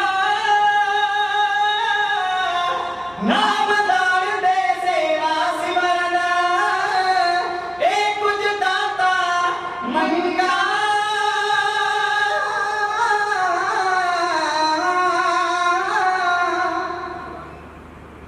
ਗੁਰੂ ਪਿਆਰੇ ਖਾਲਸਾ ਜੀਓ, ਮੰਗਣ ਦੀ ਦਾਤ ਵੀ ਕਿਸੇ ਜ਼ਰੀਏ ਕੋ ਹੁੰਦੀ ਹੈ। ਰਤਨ ਰਾਓ ਨੇ ਜੋ ਮੰਗਿਆ ਉਹ ਜਾਣਦਾ ਹੈ ਕਿ ਦੁਨੀਆ ਦੀਆਂ ਦਾਤਾਂ ਮੰਗਾਂਗਾ ਕਿਸੇ ਸਮੇਂ ਉਹ ਦੂਰ ਹੋ ਜਾਣਗੀਆਂ, ਪਰ ਜੇ ਨਾਮ ਬਾਣੀ ਦੀਆਂ ਦਾਤਾਂ ਮੰਗ ਲਈਆਂ ਨਾ ਤਾਂ ਨਾਮ ਤੋਂ ਵੱਡਾ ਆਸਰਾ ਵੀ ਹੋਰ ਕੋਈ ਨਹੀਂ। ਅਸੀਂ ਬਾਣੀ ਪੜ੍ਹਦੇ ਆ ਨਾ, ਧੰਨ ਗੁਰੂ ਤੇਗ ਬਹਾਦਰ ਮਹਾਰਾਜ ਜੀ ਫਰਮਾਨ ਕਰਦੇ ਨੇ, ਬਲ ਛੁਟਕਿਓ ਬੰਧਨ ਭਰੈ ਕਛੂ ਨਾ ਹੋਤ ਪਾਏ, ਨਾਨਕ ਅਬ ਓਟ ਹਰ ਗਰਜ ਹੋ ਸਦਾ। ਗੁਰੂ ਪਿਆਰਿਓ, ਕੁਝ ਮੁਸ਼ਕਲਾਂ ਜੀਵਨ ਦੇ ਵਿੱਚ ਏਦਾਂ ਦੀਆਂ ਹੁੰਦੀਆਂ ਨਾ ਜਿਨ੍ਹਾਂ ਦੇ ਵਿੱਚ ਕੋਈ ਨਾ ਕੋਈ ਸਾਡਾ ਸਹਾਈ ਹੋ ਜਾਂਦਾ, ਚਾਹੇ ਉਹ ਸਾਡਾ ਮਿੱਤਰ ਸੰਬੰਧੀ ਹੋਵੇ, ਚਾਹੇ ਕੋਈ ਸਾਡੀ ਮਾਇਆ ਦੇ ਨਾਲ ਸੇਵਾ ਕਰ ਦੇਵੇ। ਪਰ ਕਈ ਵਾਰ ਇਹੋ ਜਿਹੀਆਂ ਮੁਸ਼ਕਲਾਂ ਆ ਜਾਂਦੀਆਂ ਨੇ ਜਦੋਂ ਸਰੀਰ ਵਿੱਚੋਂ ਸਾਰਾ ਬਲ ਵੀ ਖਤਮ ਹੋ ਜਾਏ ਤੇ ਮੁਸ਼ਕਲ ਉਹ ਬੰਧਨ ਪਾ ਕੇ ਸਾਨੂੰ ਬੰਨ ਲਵੇ ਤੇ ਸਾਡਾ ਕੋਈ ਸਾਥ ਸੰਬੰਧੀ ਮਿੱਤਰ ਕੋਈ ਪੈਸੇ ਨਾਲ ਵੀ ਸਾਡੀ ਮਦਦ ਨਾ ਕਰ ਸਕੇ ਨਾ, ਤਾਂ ਉੱਥੇ ਕੇਵਲ ਤੇ ਕੇਵਲ ਫਿਰ ਸਾਡਾ ਨਾਮ ਹੀ ਆਸਰਾ ਹੈ। ਮਹਾਰਾਜ ਜੀ ਦੇ ਦੂਜਾ ਫਰਮਾਨ ਵੀ ਨਾਲੇ ਕਰਦੇ ਨੇ। ਮਹਾਰਾਜ ਕਹਿੰਦੇ ਬਲ ਹੋਆ ਬੰਧਨ ਛੁਟੇ ਸਭ ਕੁਝ ਹੋਤ ਪਾਏ। ਤੇ ਗੁਰੂ ਪਿਆਰਿਓ ਸੱਚ ਜਾਣਿਓ, ਮਹਾਰਾਜ ਕਹਿੰਦੇ ਕਿ ਜਦੋਂ ਨਾਮ ਦਾ ਆਸਰਾ ਮਿਲ ਗਿਆ ਨਾ, ਜਦੋਂ ਨਾਮ ਸਹਾਈ ਹੋ ਗਿਆ, ਫਿਰ ਸਾਰੇ ਬੰਧਨ ਵੀ ਦੂਰ ਹੋ ਜਾਂਦੇ ਨੇ ਤੇ ਉਹ ਸਤਿਗੁਰ ਸੱਚੇ ਪਾਤਸ਼ਾਹ ਸਮਰੱਥਾ ਵੀ ਬਖਸ਼ਦੇ। ਇਹੋ ਜਿਹੀ ਮੰਗ ਜਿਹੜੀ ਹੈ ਉਹ ਰਤਨਲਾਲ ਰਾਜੇ ਨੇ ਧੰਨ ਗੁਰੂ ਗੋਬਿੰਦ ਸਿੰਘ ਮਹਾਰਾਜ ਦੇ ਕੋਲ, ਤੇ ਆਪਾਂ ਵੀ ਬੈਠੇ ਆ ਨਾ, ਆਪਾਂ ਵੀ ਇਹੋ ਮੰਗ ਮੰਗੀਏ, ਪੜ੍ਹਦੇ ਤਾਂ ਅਸੀਂ ਹਰ ਵਾਰ, ਪਰ ਕਈ ਵਾਰੀ ਸ਼ਾਇਦ ਸਾਡੇ ਅੰਦਰੋਂ ਭਰੋਸਾ ਨਹੀਂ ਬਣਦਾ। ਇਸ ਲਈ ਜਿੰਨੀ ਸੰਗਤ ਬੈਠੀ ਹੈ, ਧੰਨ ਗੁਰੂ ਗ੍ਰੰਥ ਸਾਹਿਬ ਮਹਾਰਾਜ ਦੇ ਬਾਅਦ ਇੱਕ ਵਾਰੀ ਦਰਸ਼ਨ ਦਿਦਾਰੇ ਕਰਦਿਆਂ ਆਖੋ ਦਰਸ਼ਨ ਪਰਸੀਏ ਗੁਰੂ ਕੈ ਜਨਮ ਮਰਨ ਦੁਖ ਜਾਏ। ਇਹ ਸੱਚੇ ਪਾਤਸ਼ਾਹ ਜੀ ਧੰਨ ਗੁਰੂ ਗ੍ਰੰਥ ਸਾਹਿਬ ਮਹਾਰਾਜ ਜੀ ਤੇਰੀਆਂ ਸ਼ਰਣਾਂ ਦੇ ਵਿੱਚ ਆ ਗਏ ਆ, ਸਾਨੂੰ ਜੀਵਾਂ ਦੀ ਪੱਤ ਰੱਖਣ ਵਾਲਾ ਕੇਵਲ ਤੂੰ ਆਪੇ ਹੀ ਹੈ। ਸੋ ਪਿਆਰਿਓ, ਜਿੰਨਾ ਸਮਾਂ ਬਖਸ਼ਿਆ ਗਿਆ ਉਸ ਸੰਪੂਰਨ ਹੋ ਚੁੱਕਾ ਹੈ। ਇੰਨੀਆਂ ਵੀ ਸੰਗਤਾਂ ਨੇ ਆਪਾਂ ਇਸ ਪ੍ਰਸੰਗ ਨੂੰ ਸਰਵਣ ਕੀਤਾ ਹੈ, ਇਹਦੇ ਅੰਦਰ ਕੁਝ ਸਿੱਖਿਆਵਾਂ ਅਸੀਂ ਆਪਣੀ ਝੋਲੀ 'ਚ ਪਾ ਕੇ ਲਿਜਾਣੀਆਂ, ਤਾਂ ਹੀ ਸਾਡਾ ਇਹ ਕੀਤਾ ਹੋਇਆ ਗੁਰਮਤਿ ਸਮਾਗਮ ਜਿਹੜਾ ਉਹ ਸਫਲਾ ਗਿਣਿਆ ਜਾਣਾ ਹੈ। ਮੈਂ ਸਭ ਤੋਂ ਪਹਿਲਾਂ ਧੰਨਵਾਦ ਕਰਦਾ ਧੰਨ ਗੁਰੂ ਗ੍ਰੰਥ ਸਾਹਿਬ ਮਹਾਰਾਜ ਜੀ, ਜਿਨ੍ਹਾਂ ਨੇ ਇਹ ਬਲ ਬਖਸ਼ਿਆ ਕਿ ਆਪ ਸੰਗਤਾਂ ਦੇ ਸਾਹਮਣੇ ਹੋ ਕੇ ਆਪ ਸੰਗਤਾਂ ਦੇ ਜੋੜੇ ਝਾੜ ਸਕਣ। ਤੇ ਗੁਰੂ ਪਿਆਰਿਓ, ਉਸ ਤੋਂ ਬਾਅਦ ਅਸੀਂ ਧੰਨਵਾਦੀ ਹਾਂ ਸਾਡੇ ਬਹੁਤ ਸਤਿਕਾਰਯੋਗ ਜੋ ਇਸ ਅਸਾਮ ਦੇ ਪ੍ਰਬੰਧਕ ਕਮੇਟੀ ਦੇ ਪ੍ਰਧਾਨ ਵੀ ਨੇ, ਸਾਡੇ ਵੀਰ ਬਹੁਤ ਹੀ ਪਿਆਰੇ ਨੇ, ਬੜੇ ਸਹਿਜ ਸੁਭਾਅ ਵਾਲੇ, ਬੜੇ ਮਿੱਠੇ ਬੋਲ ਵਾਲੇ। ਕਿਉਂਕਿ ਜਿਹੜਾ ਬੰਦਾ ਨਾ ਬੜੇ ਪਿਆਰ ਦੇ ਬੋਲ ਬੋਲਦਾ ਹੈ, ਉਹ ਦੂਜੇ ਦੇ ਮਨ ਵਿੱਚ ਵੀ ਆਪਣਾ ਘਰ ਬਣਾ ਲੈਂਦਾ ਹੈ। ਸਾਡੇ ਪ੍ਰਧਾਨ ਸਾਹਿਬ ਜਿਹੜੇ ਬੜੇ ਹੀ ਸਰਕਾਰ ਦੇ ਨਾਲ ਹਰ ਵਾਰ ਯਾਦ ਕਰਦੇ ਨੇ, ਆਪ ਸੰਗਤਾਂ ਦੇ ਸਾਹਮਣੇ ਹਾਜ਼ਰੀ ਭਰਨ ਦਾ ਸਾਨੂੰ ਮੌਕਾ ਬਖਸ਼ਦੇ ਨੇ। ਤੇ ਹੋਰ ਵੀ ਸਾਡੇ ਸਤਿਕਾਰਯੋਗ ਵੀਰ ਜਿਹੜੇ ਸਾਡੇ ਇਸ ਜਥੇ ਨੂੰ, ਨਿਮਾਣੇ ਜਥੇ ਨੂੰ ਬੜਾ ਪਿਆਰ ਕਰਦੇ ਨੇ, ਉਹਨਾਂ ਦਾ ਵੀ ਬਹੁਤ ਧੰਨਵਾਦ ਹੈ। ਤੇ ਇੱਕ ਧੰਨਵਾਦ ਆਪ ਸੰਗਤਾਂ ਦਾ ਸਭ ਤੋਂ ਵੱਡਾ ਹੈ, ਕਿਉਂਕਿ ਕੋਈ ਬੁਲਾਰਾ ਹੋਵੇ, ਕੋਈ ਇਤਿਹਾਸਕਾਰ ਹੋਵੇ, ਕੋਈ ਰਾਗੀ ਢਾਡੀ ਕਵਿਸ਼ਰੀਆ ਕੋਈ ਵੀ ਹੋਵੇ, ਸਾਧ ਜਾਣਿਓ ਧੰਨ ਗੁਰੂ ਗ੍ਰੰਥ ਸਾਹਿਬ ਮਹਾਰਾਜ ਤੋਂ ਬਾਅਦ ਜੇ ਕਿਸੇ ਨੂੰ ਕੋਈ ਵੱਡਾ ਦਰਜਾ ਮਿਲਿਆ ਤਾਂ ਉਹ ਸੰਗਤ ਨੂੰ ਮਿਲਿਆ। ਤੇ ਸੰਗਤ ਸਤਿਕਾਰ ਦੇਵੇ ਨਾ, ਤਦ ਹੀ ਇਹ ਜਥਾ ਸਤਿਕਾਰਿਆ ਜਾਂਦਾ। ਤੇ ਆਪ ਸੰਗਤਾਂ ਨੇ ਬੜੇ ਪ੍ਰੇਮ ਸ਼ਰਧਾ ਦੇ ਨਾਲ ਸਰਵਣ ਕੀਤਾ। ਮਹਾਰਾਜ ਕਿਰਪਾ ਕਰੇ ਸਾਰੇ ਜੀ ਜਿੰਨੇ ਵੀ ਸੰਗ ਬੈਠੇ ਨੇ, ਸਾਰਿਆਂ ਨੂੰ ਗੁਰਸਿੱਖੀ ਜੀਵਨ ਨਾਮ ਦਾਨ ਦੀਆਂ ਬਖਸ਼ਿਸ਼ਾਂ ਕਰੇ। ਸੋ ਆਓ ਪਿਆਰਿਓ, ਹੁਣ ਸਮਾਂ ਜਿਹੜਾ ਕੋਈ ਇਜਾਜ਼ਤ ਨਹੀਂ ਦਿੰਦਾ, ਤਾਂ ਆਪਾਂ ਸਮੇਂ ਵਿੱਚ ਰਹਿਣਾ ਹੈ। ਤੇ ਸਾਰੀਆਂ ਸੰਗਤਾਂ ਨੇ ਪ੍ਰੀਤੀ ਭੋਜਨ ਗੁਰੂ ਕੇ ਲੰਗਰ ਛਕੇ ਜਾਣ ਦੀ ਕਿਰਪਾਲਤਾ ਕਰਨੀ ਹੈ। ਸੋ ਆਓ ਪਿਆਰਿਓ, ਜਿੰਨੇ ਵੀ ਸੰਗਤ ਸੰਗ ਬੈਠੇ ਹੋ, ਆਓ ਸਾਰੇ ਆਪਣੀਆਂ ਹਾਜ਼ਰੀਆਂ ਕਰਾਈਏ ਪ੍ਰਮਾਣ। ਧੰਨ ਗੁਰੂ ਗੋਬਿੰਦ ਸਿੰਘ ਸੱਚੇ ਪਾਤਸ਼ਾਹ ਜੀ, ਧੰਨ ਗੁਰੂ ਤੇਗ ਬਹਾਦਰ ਮਹਾਰਾਜ ਜੀ ਦੇ ਲਖਤੇ ਜਿਗਰ ਨੂਰੇ ਨਜ਼ਰ, ਜਿਨ੍ਹਾਂ ਨੇ ਇੱਕ ਬਖਸ਼ਿਸ਼ ਕੀਤੀ ਹੈ ਆਪਣੇ ਸਿੱਖਾਂ ਦੇ ਉੱਤੇ ਕਿ ਅਸੀਂ ਆਪਣੇ ਹਿਰਦੇ ਤੋਂ ਨਿਹਾਲ ਹੋ ਜਾਈਏ, ਅਕਾਲ ਪੁਰਖ ਵਾਹਿਗੁਰੂ ਨਾਲ ਮਿਲ ਜਾਈਏ। ਤੇ ਮਹਾਰਾਜ ਨੇ ਸਾਨੂੰ ਹੁਕਮ ਕੀਤਾ, ਆਗੇ ਆਵਤ ਸਿੰਘ ਜੋ ਪਾਵੇ ਵਾਹਿਗੁਰੂ ਕੀ ਗੱਜ ਫਤਿਹ ਬੁਲਾਵੇ। ਸੋ ਆਓ ਪਿਆਰਿਓ, ਸਾਰਿਆਂ ਨੇ ਇੱਕ ਵਾਰੀ ਕਹਿਣ ਦੇ ਉੱਤੇ, ਕਿਉਂਕਿ ਅਸੀਂ ਫਤਿਹ ਬੜੀਆਂ ਛੋਟੀ ਕਰ ਦਿੱਤੀ, ਕਈ ਵਾਰ ਤਾਂ ਅਸੀਂ ਇਕੱਲੇ ਫਤਿਹ ਫਤਿਹ ਕਰ ਜਾਈਦਾ। ਹੁਣ ਕਈ ਵਾਰ ਅਸੀਂ ਫੋਨ ਲਾਈਦਾ ਨਾ, ਸਾਹਮਣੇ ਫਤਿਹ ਬੁਲਾਓ, ਵਾਲਾ ਕਹਿੰਦਾ ਜੀ ਫਤਿਹ ਫਤਿਹ, ਜਿੱਦਾਂ ਉਹ ਸਾਨੂੰ ਵੈਸੇ ਦੂਰ ਭਜਾ ਰਿਹਾ ਹੋਵੇ। ਪਰ ਨਹੀਂ ਪਿਆਰਿਓ, ਜਦੋਂ ਫਤਿਹ ਬੋਲਣੀ ਹੈ ਨਾ, ਤਾਂ ਬੜੇ ਅਦਬ ਤੇ ਸਤਿਕਾਰ ਨਾਲ ਬੋਲਣੀ, ਕਿਉਂਕਿ ਇਹ ਫਤਿਹ ਹੈ ਨਾ, ਇਹ ਸਾਨੂੰ ਬਖਸ਼ਿਸ਼ ਸਾਡੀ ਝੋਲੀ ਵਿੱਚ ਜ਼ਰੂਰ ਗੁਰੂ ਗੋਬਿੰਦ ਸਿੰਘ ਮਹਾਰਾਜ ਨੇ ਪਾਈ ਹੈ, ਪਰ ਇਹ ਫਤਿਹ ਉਸ ਅਕਾਲ ਪੁਰਖ ਦੀ ਫਤਿਹ। ਤੇ ਆਓ ਪਿਆਰਿਓ, ਜਿੰਨੇ ਸਭ ਬੈਠੇ ਹੋ, ਸਾਰਿਆਂ ਨੇ ਇੱਕ ਵਾਰੀ ਨਿਹੰਗ ਸਿੰਘਾਂ ਦੇ ਬੋਲੇ ਦੇ ਅੰਦਰ ਫਤਿਹ ਸਰਵਣ ਕਰਨੀ ਹੈ। ਸਾਡੀ ਤੁਹਾਡੀ ਹੋਵੇ ਹਾਜ਼ਰੀ ਪ੍ਰਮਾਣ। ਸੋ ਆਓ ਪਿਆਰਿਓ, ਸਭ ਫਤਿਹ ਵਿੱਚ ਹਾਜ਼ਰੀ। ਜਕਾਰਾ